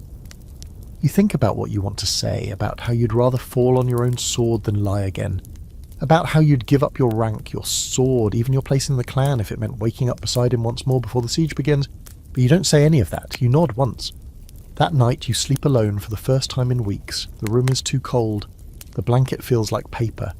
You wake every hour, sword half drawn, dreams snarled with images of him being dragged from the wall by a flaming arrow, or worse, taken for treason because someone read too much into a glance that lingered too long. Historians tend to gloss over this part. They talk about formations, sieges, troop movements. But what they miss is that most of the truly irreversible damage in war happens off the battlefield. In beds too big or too empty. In letters never sent. In nights like this one, where silence rings louder than drums. There's an open debate, of course, about how much affection between samurai lovers truly influenced battles. Did bonds between men on the same side make them fight better, defend harder, or did it compromise their judgment? Most scholars agree it did both. Human emotion is never tidy. It makes you brave, it makes you stupid, sometimes in the same breath. You wake before dawn and go to the wall. He's already there, hood pulled over his face, watching the horizon like it might bring mercy. You don't speak, you don't touch, but as the sun rises, you feel the same thing you felt that night he touched your chest. A truth that doesn't need words. You love him. And tomorrow, either he dies, or you do, but tonight, there's still a chance. A few hours of calm, a few breaths unbroken. You turn to him. Walk with me, you say, and he does. You return to the stronghold 3 days after the arrows stopped falling. The battlefield is still smouldering, the air thick with the scent of burned wood, iron, and something sourer, blood and loss layered like ash on your tongue. Victory was declared. That's what they're calling it. But you know better. You've seen real victory. It doesn't feel like this. He's not among the dead, not among the living either. They say he was last seen on the south rampart, loosing arrows until his quiver ran dry, eyes blazing with something between fury and prayer. No one saw him fall, no body was found, just a smear of blood and a broken bow half buried beneath the splintered rail. Some of the men say he fled, others whisper he was taken. But you don't believe either. You know him. If he had breath left in his lungs, he'd be here, or he'd be dust. You haven't cried. Not yet. Not properly. There's a stack of casualty reports waiting in your quarters, a summons from your captain, a bruised rib that aches every time you breathe too deeply, but none of that matters. Not until you find something, anything, that proves what you lost wasn't just a fever dream wrapped in flesh and firelight. And then, on the 4th morning, one of the junior pages knocks gently on your door. Says there's something you should see. It's a letter, folded twice, no wax seal. The ink is smudged, but the handwriting is unmistakable, slanted, slightly chaotic, like the person writing it was too impatient for beauty. You unfold it with trembling hands. The first line stops your breath. If you're reading this, I didn't make it. You sit down. The floor is too cold, too hard, too real. You keep reading. The letter is short, a confession more than a goodbye. He talks about how he watched you sleep sometimes when he thought he might die the next day. How he memorized the way you sighed in your dreams. How he wanted to tell you the truth, but feared saying it aloud would make it all too fragile. Then comes the poem. Just 4 lines. The mountain held your name in stone and I carved it deeper, slow and dumb. If I must go before you do, look for me in falling plum. You read it 3 times before folding the paper again.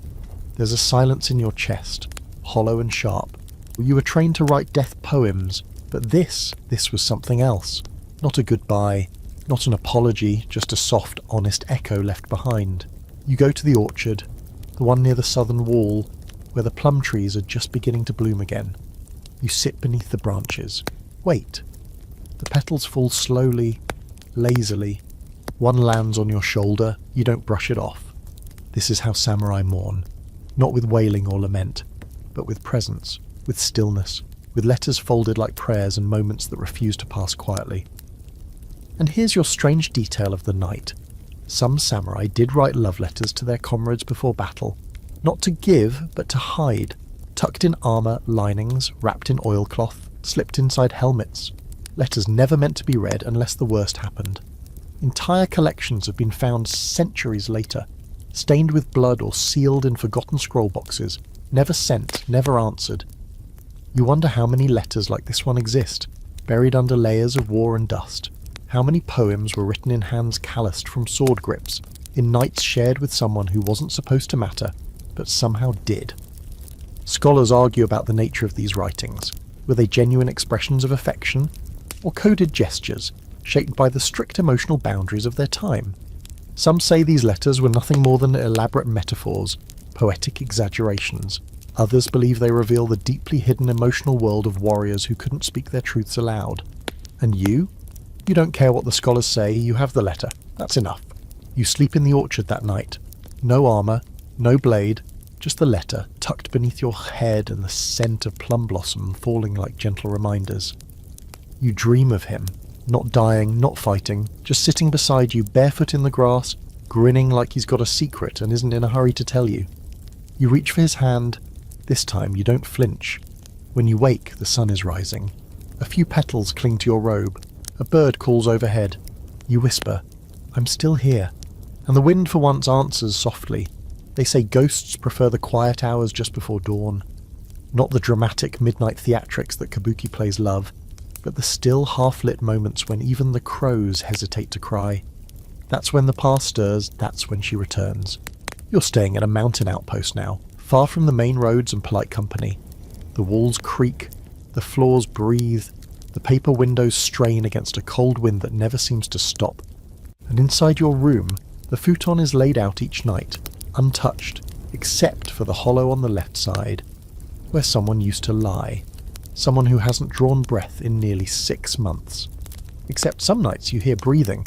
You've done the math. You've told yourself it's just the way the wind slips under the door. Just the stress playing tricks on your senses. You're sleep deprived. You're half mad with grief you won't name. But still sometimes you wake and feel warmth. A weight behind you. A hand on your shoulder. And then nothing. At first you ignored it. Now you leave the sliding door slightly open. You leave a second cup of tea near the lamp. You turn your pillow sideways. You don't say his name aloud, but you think it. Constantly. It hums in your mind like the string of a bow drawn back, waiting. And then one night he speaks. You're not dreaming. You know that much. You're lying flat on your back, eyes open, and the shadows in the room are deep but real. You hear it clearly, a whisper right by your ear. You kept the letter. You freeze. Not in fear, but in something else. Something like being seen after months of disappearing into your own skin. You nod, unsure if you're replying to air or to someone real. And then the futon creaks beside you. You don't look. Can't. But you speak. Slowly. "I waited." The voice thin as smoke replies, "I know. It's not just you." The guards whisper about the outpost being haunted. One says he saw a figure in the orchard, dressed in armour with no face beneath the helmet. Another swears a man stood on the rampart one rainy night, watching the valley, then vanished. You say nothing. Let them talk. Let them build their little ghost stories. They don't know that the real hauntings happened in silence, over letters and empty sleeves and the faint impression of a body that isn't there anymore.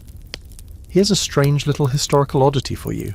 There are records, unofficial, usually hidden in journals or footnotes, of samurai claiming to have been visited by the spirits of their fallen comrades. Some even kept rooms prepared, futons laid out, incense lit. They said the dead came back not for revenge, but to check in, to remind them of promises made, to hold them once more in that place between memory and sleep. And sometimes those visits included intimacy. It's not something the official scrolls mention, of course. You won't find it in the clan records or the temple archives, but if you look hard enough, if you read between the lines of certain poems, certain paintings, you find clues. 2 sake cups left out in a scene where only one man is painted. A letter addressed to someone who'd already died.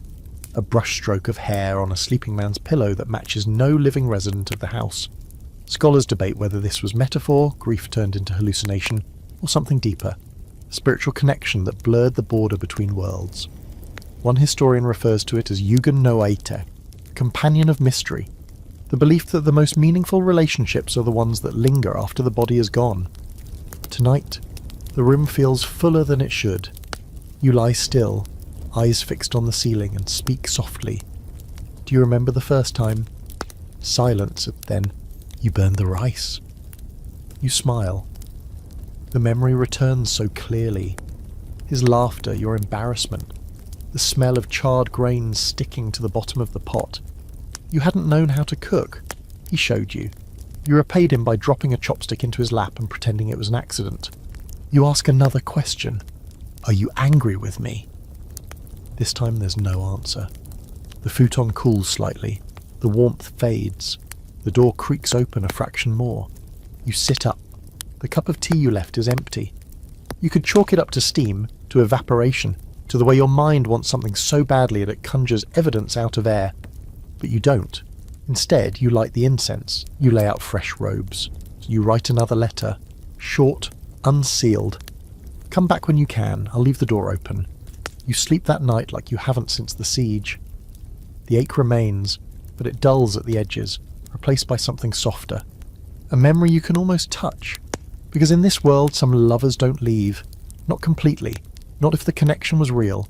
Not if your heart is still tuned to the frequency of their name. And tomorrow, when the guards whisper again about ghosts on the ramparts, you won't correct them. Let them fear shadows. You've loved one. The Jesuit priest arrives just after the harvest festival, his robe billowing in the dusty wind, a golden cross swinging at his chest like some kind of badge of immunity. He bows too low, speaks too quickly, and smells faintly of rosewater and ink. You're summoned to meet him not because of your piety, no one would accuse you of that, but because you speak his language, or at least enough to know when someone's telling a lie wrapped in holy syllables. He brings gifts, of course. Rice paper scrolls, painted icons, a Bible bound in cracked leather, and with them questions about your customs, your code, your strange silences.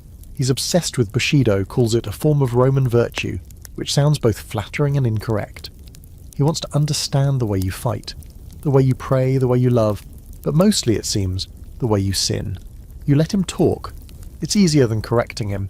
He sits across from you, hands folded, eyes gleaming with missionary enthusiasm, and asks a question you weren't expecting. Is it true, he says, that samurai take young men as bedfellows? The word hangs in the air, swollen with judgment and curiosity. You study his face. There's no malice there, just a hunger to know, the kind born of either spiritual conquest or something quieter and more personal. You smile, not kindly. Some do, you say. And this is, permitted? He presses. You take a sip of your tea, still watching him. It is not forbidden. He frowns, clearly trying to decide if this is an evasion or a confession. But how can honour and such acts live together in one soul? And there it is, the soft clash of empires, of two moral worlds trying to share a room and failing. You don't answer right away. Instead, you stand and walk to the window, gazing out over the quiet hills. The air is sharp with the coming of winter. Somewhere a flute is playing. You ask him a question of your own. How do your soldiers die? He blinks. Pardon? Do they fear death, regret it, run from it? He shifts uncomfortably. They pray. So do we, you say, but sometimes we also hold someone's hand. There's a long pause, then softly he asks, even if it's another man's? You turn back to him, especially then. He says nothing for a while, just lowers his eyes to the floor and begins fiddling with the tassel on his belt. You've met missionaries before, and brimmed with fire and brimstone. Others melted under the weight of the world they were trying to save. A few had eyes like this one, lonely, restless, a little too fixated on the stories they weren't allowed to tell back home. That night, he stays late, too late. The lamps are burning low, and the servants have long since retired. He's sitting on your floor now, leaning against the wall, flushed with sake and talking about St. Sebastian, how he was pierced with arrows but never cried out, how his beauty was divine and dangerous all at once. You listen. You don't interrupt. You offer him more sake. He declines, then accepts. Then he says quietly, in your customs, if two men share an embrace but feel guilt, who carries it? You consider this, the one who lets shame win. It's not a clever answer, but it's true. Later you help him up, guide him to the guest quarters. He hesitates at the door, hand lingering on the frame. The air between you pulses with something too fragile to name. You think he might ask to stay. You think he might bolt. Instead, he simply says, I hope God understands. You reply, he does. If he's anything like the kami, he listens without interruption. That earns a laugh, tired, bitter, honest, then he bows and disappears behind the screen. Fringe historical fact. Some Jesuit missionaries in Japan recorded, in their private letters, their deep discomfort with local customs regarding intimacy between men. Others, however, were more nuanced. One wrote that he saw no perversion, only misdirected affection given the scarcity of women among warriors. Another commented on the grace and elegance of samurai pairings, comparing them to classical Greek relationships. Of course, these letters never made it into official reports. Scholars argue over how much influence the West had on samurai morality during this period. Some say the arrival of Christian ethics introduced shame where there had previously been none. Others insist the samurai were already evolving, with or without foreign whispers. The truth likely is more complicated. Cultures don't change overnight, but people People bend and break and sometimes confess things in languages they barely understand. You see him again the next morning, eyes a little red, voice too formal. He thanks you for your hospitality, promises to pray for your soul. You bow in return, say nothing. You've lived long enough to know which prayers are genuine and which are really just goodbyes. And as he disappears down the path, golden cross flashing in the sunlight, you wonder whether he'll write about you, whether you'll become a parable in some foreign letter, a warning, or a question mark, maybe both. You're sharpening your blade, the sound of metal on whetstone slow and steady, like a breath taken through gritted teeth. Each pull hisses with intention. You don't rush it. You never do. Because in the quiet space, just you, the steel, and your own memory, you're not preparing for war. You're remembering one. He was younger than you. Not by much, but enough that he called you senpai, with an edge of admiration you pretended not to notice.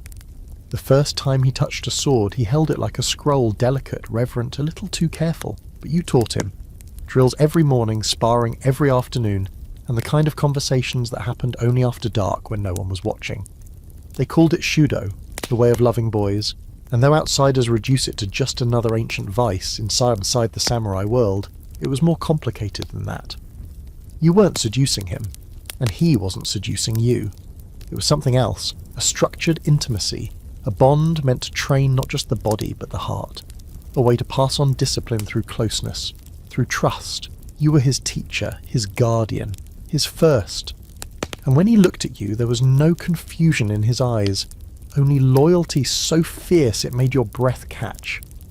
He was the first to kiss you, quick, nervous, after a sparring match when both of you were shirtless and bleeding. You laughed, but didn't stop him when he did it again. That night, he asked if he could sleep in your quarters, not out of fear, just closeness. You said yes. He lay against you like he was born for it, and in the morning he made your tea like nothing had changed. Over time, he grew into a warrior of his own. He stopped calling you senpai out loud, but still looked to you in battle, still glanced your way before each duel, still shared a room with you when the road was long. That was 5 years ago. He's married now, has a wife, a child, lives in a province you can't even pronounce without a pause. He still writes to you, short letters, mostly formal, but every now and then, tucked between the updates on rainfall and sword shipments, he includes a haiku, like this one. The fire remembered, the hand that lit it last spring, it does not forgive. You carry them with you, folded tight, kept in your travel pouch next to your dice and inkstone. You've never responded with words, but sometimes when the wind is right and the night is still, you say his name under your breath. Just to hear it, just to make sure it still fits. Here's your fringe fact. Shudō was not considered shameful. Not then. Not in the way modern lenses would expect. In fact, many samurai saw it as honourable, an extension of mentorship, discipline, and emotional training.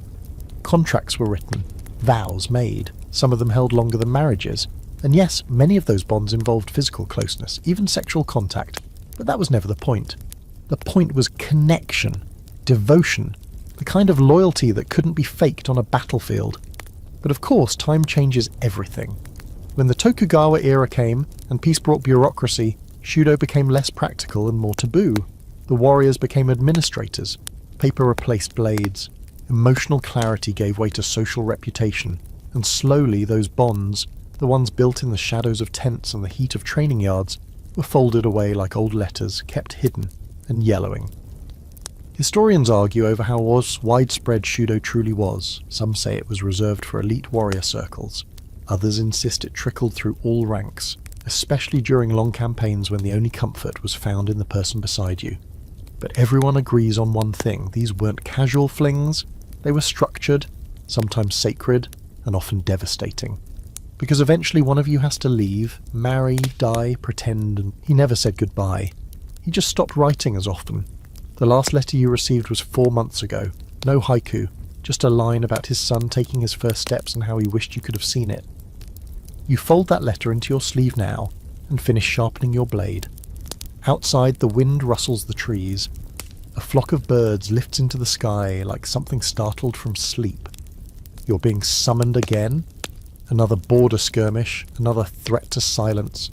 Before you leave, you pack a clean scroll, a fresh brush. You don't know if you'll write to him, but maybe, if the fire burns long enough.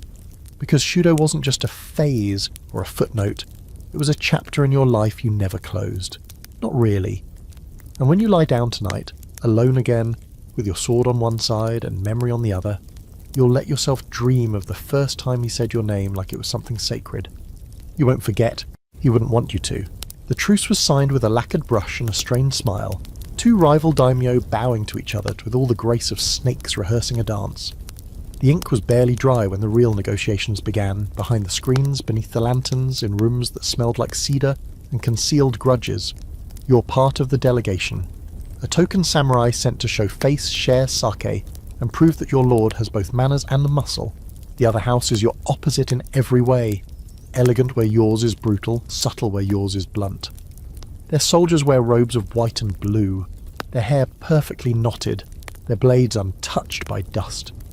You can feel them judging your calloused fingers, your travel-wrinkled robe, the way your left shoulder still droops from that old wound you never talk about. Still, the treaty is signed. Peace, as they say, is good for business. What no one says aloud is that peace makes everyone a little reckless. That night, during the formal banquet, you're seated next to one of their senior retainers. He's not what you expected.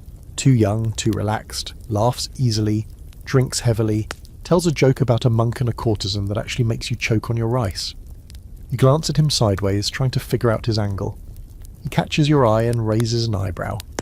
Later, after the third round of sake and the fourth round of poetry, which, frankly, was a disaster, he leans over and says, "It's a shame we weren't enemies longer. I think we would have enjoyed fighting." You snort. You think you would have survived. He grins.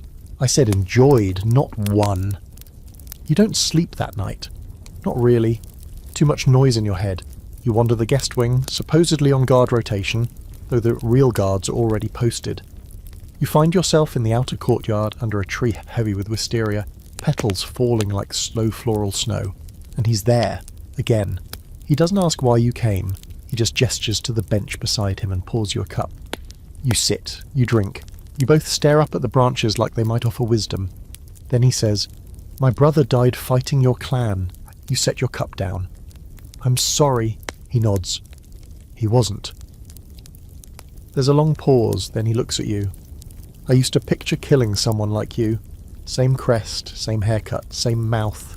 You wait. No apology comes, no accusation either. Just a shrug. "But peace is strange," he says. "One day you're sharpening a blade for someone's throat. The next, you're wondering how he'd kiss." You don't answer, not with words. You lean in. The kiss isn't soft, it's not rough either. It's precise, like the first draw of a blade. You don't waste movement. You don't hold back. After, you rest your foreheads together, not speaking, just breathing. His hands settle on your shoulders. Yours find the edge of his robe, the tie at his waist. You both move slowly, carefully, not like strangers, but like two warriors disarming each other, piece by piece. The wisteria falls silently around you, perfuming the night. You find a room, his or yours you don't remember, and spend what's left of the darkness wrapped around each other. Every scar and bruise a secret told without shame. There's no pretending this is anything more than what it is, a surrender without loss. A truce made flesh. At dawn you wake first. He's still asleep, one hand resting on your chest like he belongs there. You slip out without a sound. In the courtyard, the servants are already sweeping the petals away. Now for a curious historical truth. During certain periods of enforced peace, especially under Tokugawa rule, there were reports of rival clans engaging in intimacy diplomacy. Affairs between retainers. Sometimes arranged, sometimes accidental, always sensitive. Some were used to secure trust, others just a way to taste the forbidden without drawing blood. These stories were rarely recorded in official histories, but they live in side notes, personal letters, and old poems written in two flowery metaphors, like the one about two rivers once opposed, now entwined under the same moon, which, let's be honest, is Samurai 4, we hooked up after the treaty signing. Historians disagree on whether these were true alliances or momentary indulgences. Some argue these were strategic flings, meant to test the loyalty of new allies. Others believe the tension of nearly killing someone creates a strange intimacy that can only resolve itself in one of two ways, with death or desire. You get it now. You see him again at the departure ceremony. He stands behind his lord, face unreadable, posture perfect. You exchange bows, nothing more.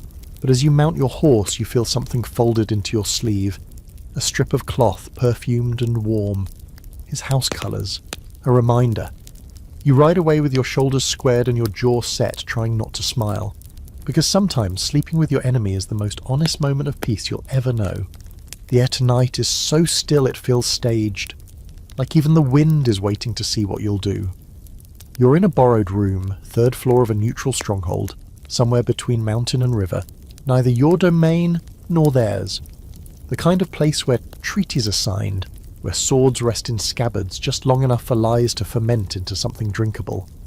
You've been sent as an envoy, a diplomat, a peacekeeper, but you feel like an actor in a poorly written play, the kind where everyone smiles too wide and no one trusts the script.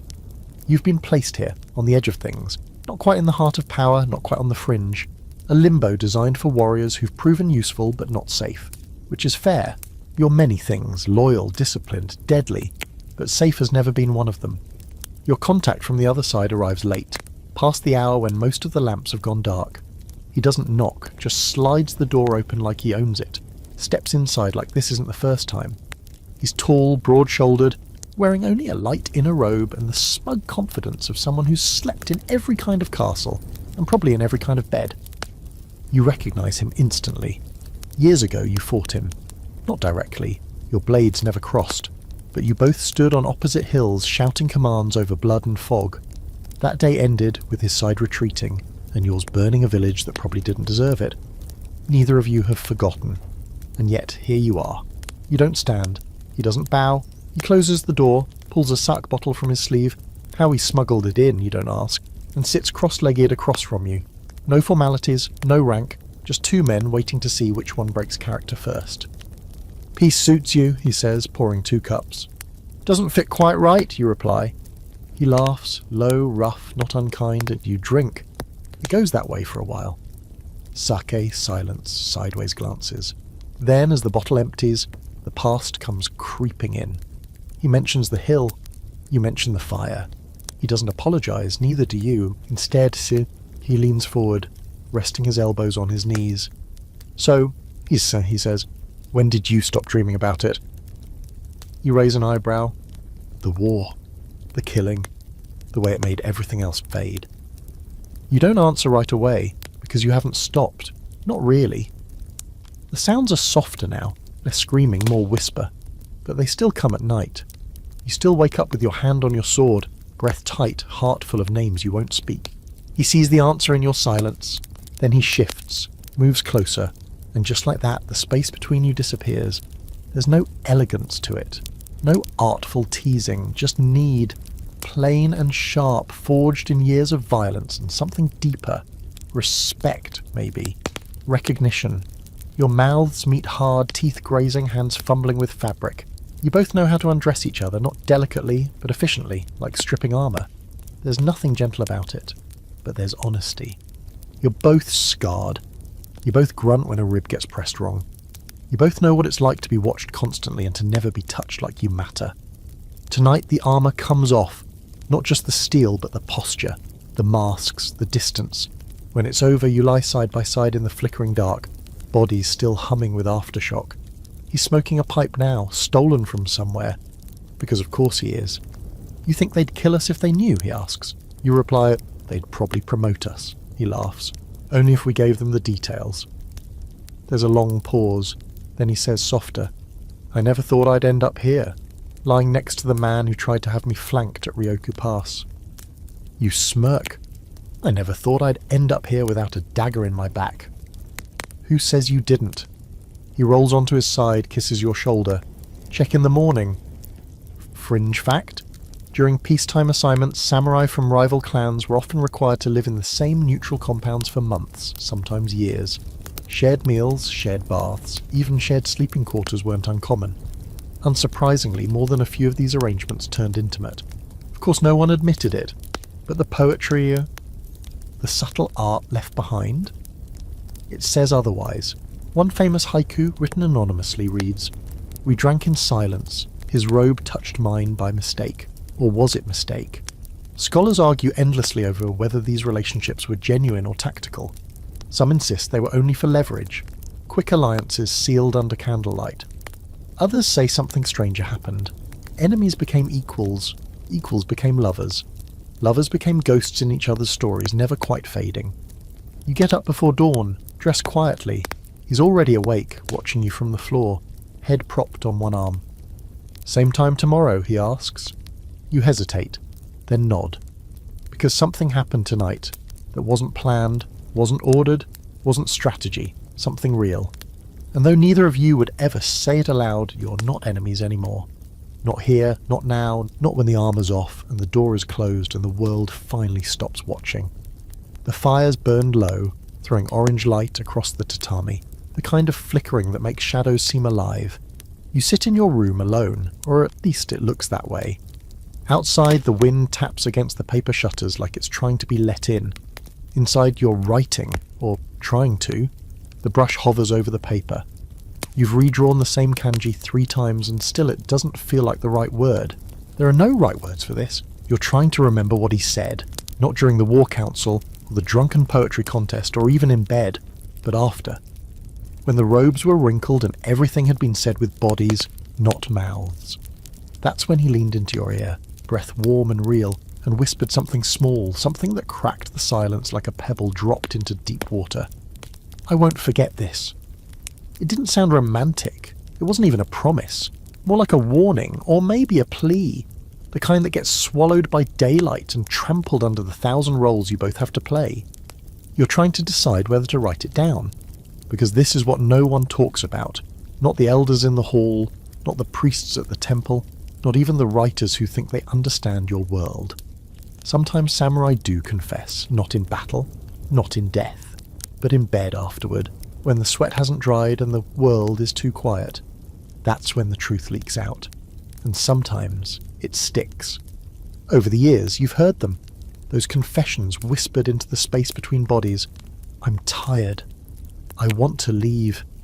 I think I loved him." You heard one man confess he murdered the wrong brother.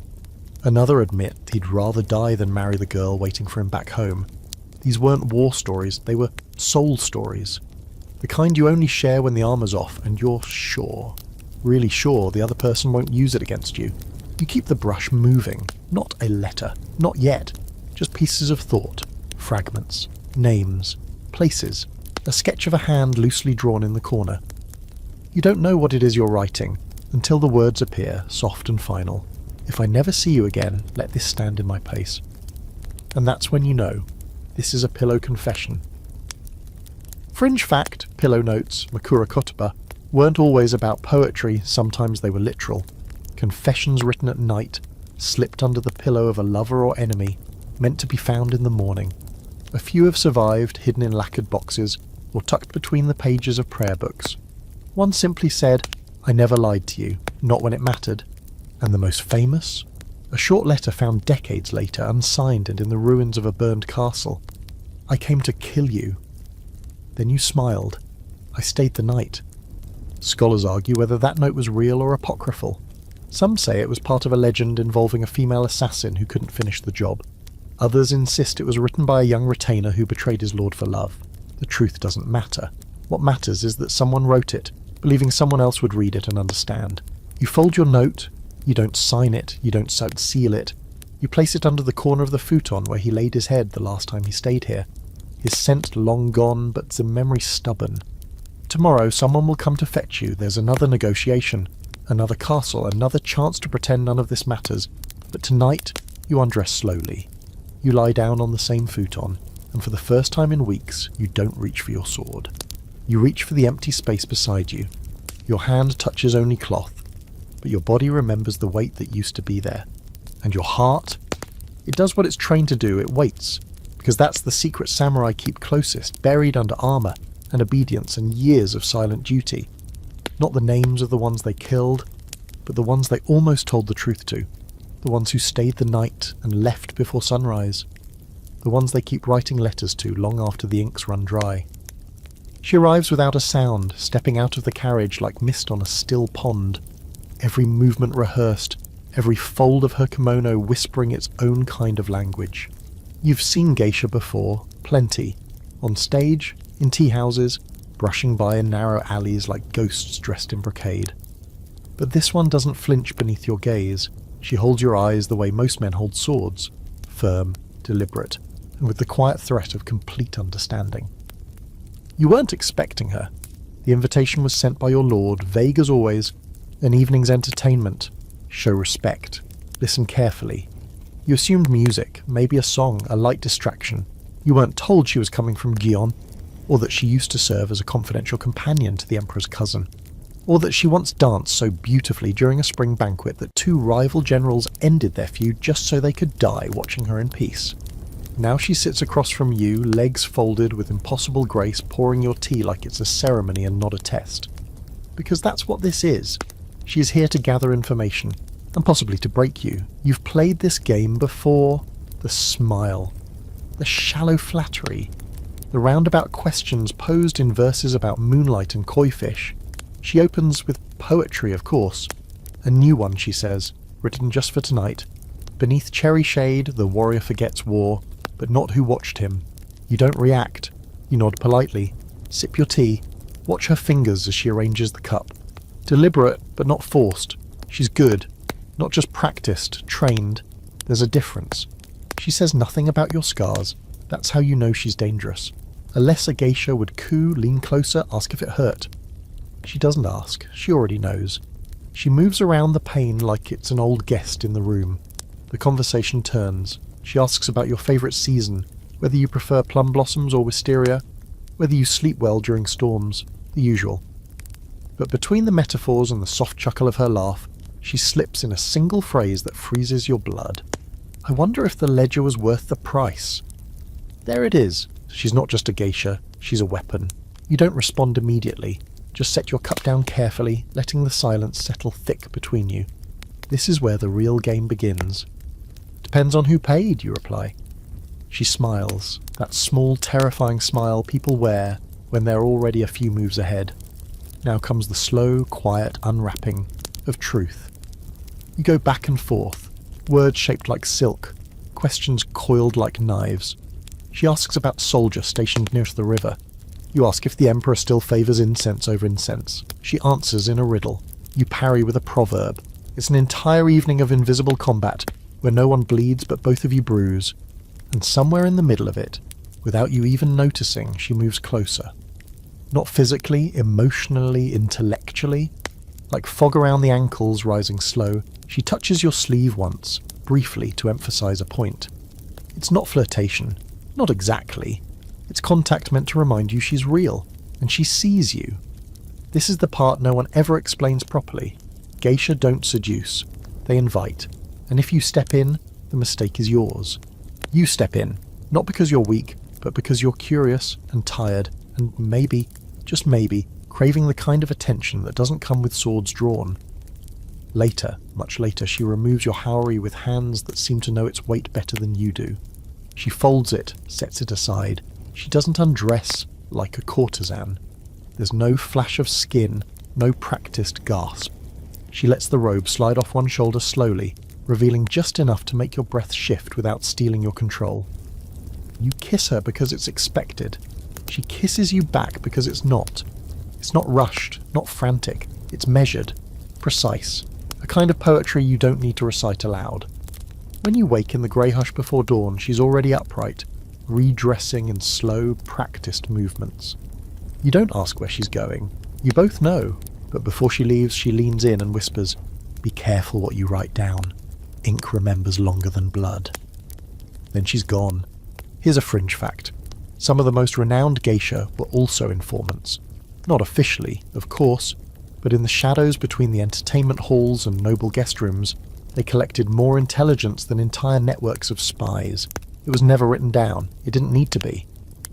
What was whispered into a geisha's lap during a song or spilled in the sweat of a post-duel confession could shape the fate of an entire province, and yet historians often forget them, dismiss them as performers, decorative, optional. But you know better. Some of the most important truths you've ever heard were whispered by someone who was technically just entertainment. There's an ongoing debate among scholars about whether geisha relationships with samurai were ever genuine. Some say the feelings were real, honest affection formed through shared vulnerability.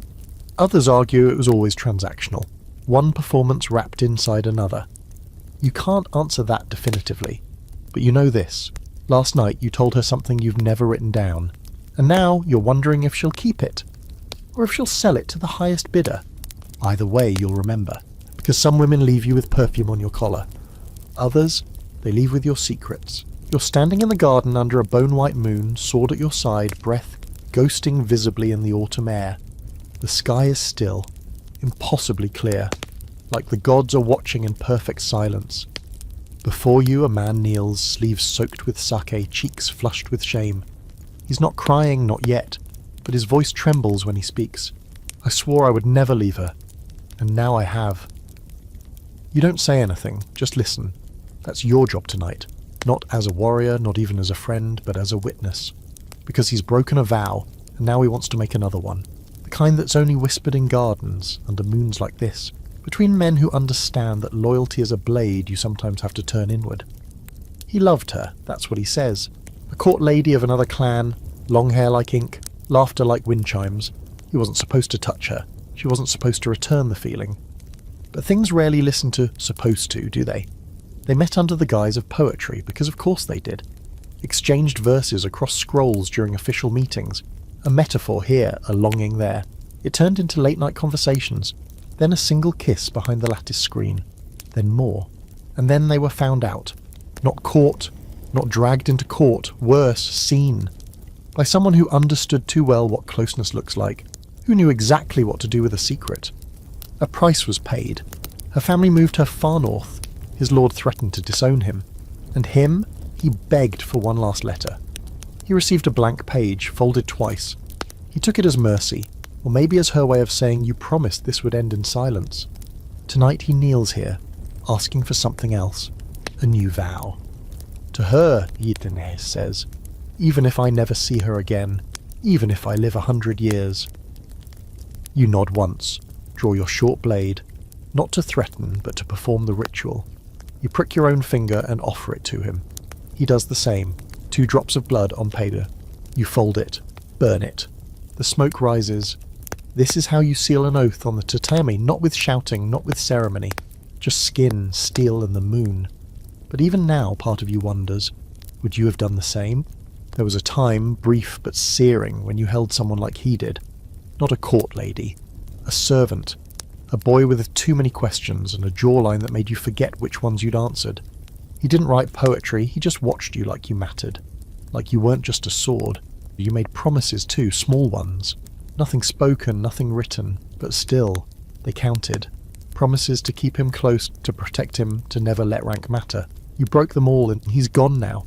Married off to the daughter of a tea master, last you heard. You wonder if she sees him the same way? If he still glances over his shoulder when he hears your name? Or if he's managed to forget you in full? Fringe fact, samurai didn't only swear oaths to their lords, they swore them to each other. Blood pacts, silence vows, promises made on tatami mats with incense curling overhead, and nothing but a shared truth between them. Some were about loyalty in battle, some were about love, and some were both. These unofficial oaths weren't recorded, but the stories survived, tucked into family scrolls, woven into oral tales, hidden in ceremonial daggers passed down for generations. There was one famous case. 2 samurai from rival houses who vowed to reunite every spring under a plum tree outside Kyoto. One year only one of them arrived. The other sent a letter with a single pressed blossom, and the line, "My life gave out before my word did." That tree still stands, and some say the wind around it smells faintly of ink and plum even in winter. You think about that when you walk the man back to his quarters. He's steadier now, not at peace, but at least standing on something that feels like purpose. Before you part, he turns to you and says, "Do you think it still counts if she never knows?" You hesitate then. Oaths are for the one who makes them, not the one who hears them. It's not a comforting answer, but it's true. Later that night you sit alone in your own room, rereading a poem someone once left for you. The handwriting has faded. The meaning hasn't. You fold it gently, slip it back into your sleeve. You've made your share of oaths, some spoken, some pressed between fingers and mouths in silence, and some, like tonight's, sealed in smoke. And you've broken a few too, but the ones that haunt you, those are the ones that were never broken, just left unfinished. The room smells like cedar oil and ink, a familiar combination that settles into your lungs like an old ache. You've been summoned to witness something sacred, something Sal, not a duel, not a ritual tea gathering, something much quieter and far more devastating. A man you once called brother, though not by blood, is preparing for seppuku. You knew this might come, the moment his lord fell out of favour, the moment the wrong scroll ended up in the wrong hands, the moment he chose love over politics. This became inevitable. You sit in silence, cross-legged on the far side of the screen, far enough to give him space, close enough to be called if he needs a second. Not to talk, not to soothe, just to be present. He's alone in the inner chamber, but you can hear the faint rustle of fabric, the occasional creak of the floorboards as he shifts, rehearsing the motion that will cut his life short. This is the ritual, not just the blade, not just the bow, but the preparation. Writing the final poem, washing the body, choosing the white kimono, speaking, if at all, to those who mattered most. And tonight, he asked for you. He hasn't seen you in 3 years, not since the winter you shared a bed in a snow-locked outpost. Trying to stay warm without speaking the truth aloud. He told you then that his path was set, that love, for people like him, could never be more than an echo, and you, coward that you were, let him walk away with only a nod. You thought the silence was mercy. He thought it was your answer. Now his voice carries softly through the screen. Do you remember the letter I never gave you? You say nothing, but you do. You found it, folded between the pages of a ledger sent to you by mistake. You kept it. Still keep it. He continues, it wasn't very good. Too many lines, too many apologies. I rewrote it a dozen times. It always ended the same way. You close your eyes. You don't need to ask what it said. I wish I had stayed. There's the sound of cloth being tied, a subtle intake of breath. The room grows impossibly still, and then he says, will you sit with me? You rise, cross the floor, slide open the screen. He's already kneeling, hands resting on his thighs, the tanto laid neatly before him. He's cleaned it himself. Of course he has. He was always precise, always ceremonial. Even now he's composed, but there's something in his eyes, something almost grateful. I thought I'd be alone, he says. You were wrong, you reply. You kneel across from him, not as his second, just as his witness, the person who knew him before all the titles, before all the war. I didn't think I'd cry, he says with a small laugh, but you're making it very difficult. You reach across and gently touch his wrist. Just once. The contact is brief but real. You were always the brave one, you whisper. No, he says, just the one who stopped pretending. Fringe fact. Samurai preparing for seppuku often used their final moments not only to settle affairs or write poems, but to reach out, to confess, to reconcile, to express love that had been buried under years of silence. There are accounts of death poems dedicated not to family or gods, but to unnamed individuals described only in the softest, vaguest terms. The one who held my hand in spring, amour, or the eyes I met at dusk. Not always women, often not. One scroll describes a samurai who in his final moments wrote simply, I was his, even when he didn't know. Scholars debate whether this is romantic projection or historical truth, but the pattern appears enough times to raise eyebrows, especially when found alongside accounts from retainers, pages, and close companions who disappeared quietly after the event. You sit with him for over an hour, neither of you speaking. He doesn't ask you to be his second, and you don't offer. When the moment comes, he performs the act without hesitation. No scream, no struggle, just the slow, deliberate drawing of the blade and the exhale that follows. The appointed second steps in swiftly, cleanly. It's over. You remain kneeling. You don't cry, not yet. Later, after the body is taken away and the room cleaned, you're handed his final poem. The characters are delicate, brushed with practiced clarity. The sword does not hate, the hand that lays it to rest. It longs to be held. You leave the compound that night on foot, wrapped in a travelling cloak heavy with scentless incense and regret. You carry the poem. You carry the letter. You You carry the weight of everything unsaid. You sleep in a roadside inn alone. No sword beside you. No one to wake you from the memories. And when you finally dream, you dream of the snow again. Of the firelight. Of him pressing close, half asleep, asking if you'd ever say the words out loud. You never did. But now, finally, you whisper them into the dark. I loved you too. You arrive in the city under a grey sky, thick with summer rain. The streets slick and emptying fast as merchants scramble to cover their stalls. You're here on business, technically. Escort duty for a noble son who thinks etiquette is a battlefield and has no idea how to hold a fan without looking like he's swatting flies. But the truth is, you volunteered for this trip because of the theatre, because of him. It's been years since you last saw the stage, years since you leaned forward in the dark, heart thudding not for the war reports you carried in your sleeve, but for the glide of painted lips across a line of poetry, for the tilt of a fan, for the voice. You remember the name even now? Takamura. And Onagata, a male actor who plays women, and not just well, flawlessly, devastatingly. The first time you saw him, you nearly forgot your own name. The way he moved, it wasn't mimicry, it was inhabiting. When he stepped into the light, every man in the room forgot he was a man. And a few forgot they were men too. Tonight, after fulfilling your duty, you leave the noble boy drunk and loud in a bathhouse and slip into the theatre's side entrance like a thief. You pay a porter double to get a back row cushion and sit under the lanterns, watching shadows swirl across a painted backdrop of autumn leaves and lost love. And then he enters.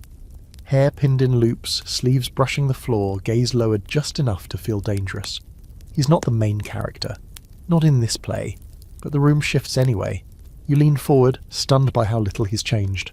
Or maybe by how much you have. When the curtain falls, the applause is loud, but brief.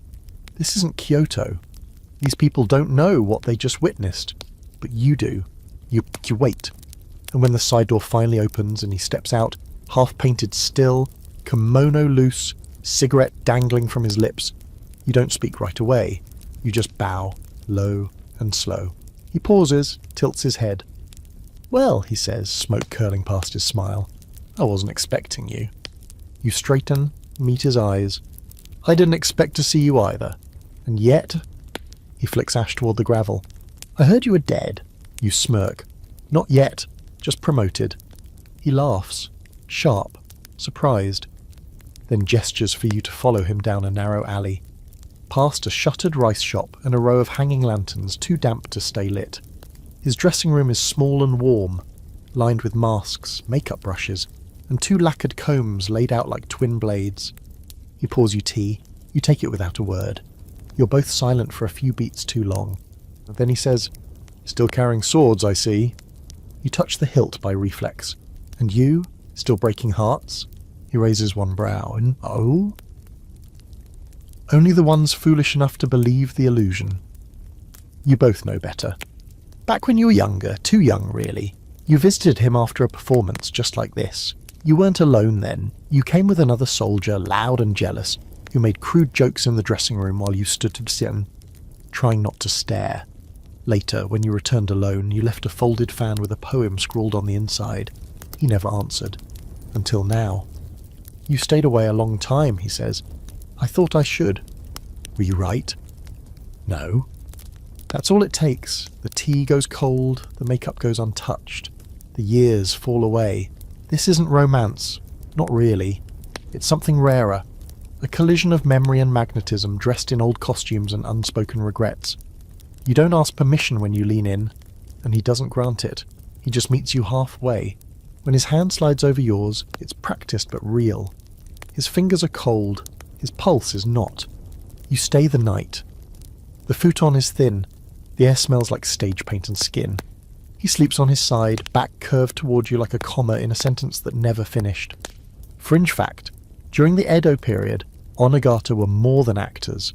They were artists of gender, of seduction, of controlled vulnerability. Some samurai fell in love with them, publicly, disastrously. Others visited in secret, unable to reconcile desire with duty. And in some cases, the line between theatre and real life blurred so completely that both simply accepted it. There's a preserved love letter, unsigned, found behind a cracked mirror in an old Kyoto dressing room. It reads, When you wear her face, I forget I am meant to fight. When you remove it, I remember I was never allowed to love you, and I do both anyway.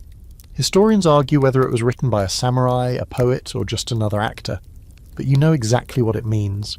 At dawn, you dress quietly, his robe is draped over the folding screen, one of the combs is missing. You bow. He doesn't wake, but just before you slide the door shut, his voice, low, hoarse, says, "Try not to die before curtain call." You don't promise, you never did. The temple is quiet this morning. Too quiet. The kind of stillness that settles in when no one dares move, as if the walls themselves are listening. You remove your sandals at the threshold and step into the main hall, the scent of old incense wrapping around you like smoke from a half-remembered fire. You're not here to pray, or confess, or atone. You're here because there's one more promise you haven't kept. The monk waits for you near the altar, head bowed, hands tucked into his sleeves. You recognize him, of course. He's changed since the last time. Robes now worn thin, beard beginning to grey, but the eyes are the same, still sharp, still seeing more than you want them to. You used to call him by his given name. Now everyone calls him Osho-sama, the reverent title for a man who's renounced the world. But you remember when that same man ran barefoot down a mountain trail with his sleeves tied back and your name on his lips. You remember the nights too, spent not in prayer, but in shared heat and urgent, whispered laughter. That was before he shaved his head, before he left your Lord's service, before he chose silence over the sword. You approach the altar. Neither of you speaks for a long time. Finally, he says, "You look tired." "I always do." "I thought you were done with war." You shrug. "I thought you were done with people." He allows himself a half smile. That at least hasn't changed. You pause tea. You both sit in the back room, the tatami worn smooth beneath your knees. He doesn't ask why you're here. He's always known how to wait. You drink, say nothing, but your hands tremble. Eventually he asks, "Is it still unfinished?" You nod. He doesn't press, just lowers his gaze. "It doesn't have to be," he says quietly. You set down the cup. "She's gone. He's dead. The others moved on, but it's all still there." He looks at you, not with pity, but with the same gaze he used to give you on stormy nights when you stood together, on the palace veranda, watching lightning crack over the mountains. A gaze that said, "I see you, and I am still here." You ask the question you've been carrying for years. "Why did you leave?" He closes his eyes. "Because I couldn't protect you and love you at the same time." You don't reply, because you understand. There's a silence that follows, heavy and full. Then carefully, he reaches beneath the folds of his robe and brings out a small scroll wrapped in red thread. He places it between you. "I wrote this for you, after I left." You stare at it. Don't touch it. Can't. But he opens it for you anyway. The brushstrokes are crisp. The poem is short. "I was the blade once, now I am only the sheath. But I still remember." Fringe fact, it was not uncommon for monks in Japan, especially those who had formerly served as samurai, to carry their pasts like ghosts. Many renounced violence, but not love. Monasteries sometimes held the letters and belongings of past companions, and a few monks, though bound by vows, were known to maintain spiritual friendships with former comrades, sometimes chaste, sometimes not. Always complex. One ancient record tells of a warrior who would visit a mountain temple once a year, bringing offerings not to the Buddha, but to a monk who had once saved his life and broken his heart. The monk never came down to see him, but the offerings were always taken by morning. Historians love to debate whether these relationships were spiritual discipline, emotional devotion, or repressed desire disguised as enlightenment. But you've lived it. You know it wasn't any of those things alone. It was all of them. You fold the scroll. This time you take it. He asks, "Will you stay the night?" You hesitate. "I have a room prepared," he adds. "It's not far from mine." You don't ask what that means. You simply nod. The room is spare, clean, one futon, no sword rack, no incense, just paper walls and the sound of a soft breeze slipping through the shutters. You sleep there. He does not join you. Not that night. But in the morning you find another poem written on the wall left in charcoal. "Even if I turned, from fire to ashes still." You warmed your hands there. You don't see him as you leave. You don't say goodbye. There's no need. Because you understand something now, about the way samurai sleep, not just with lovers or enemies, but with ghosts, with regrets, with memory folded like a robe at the foot of the bed.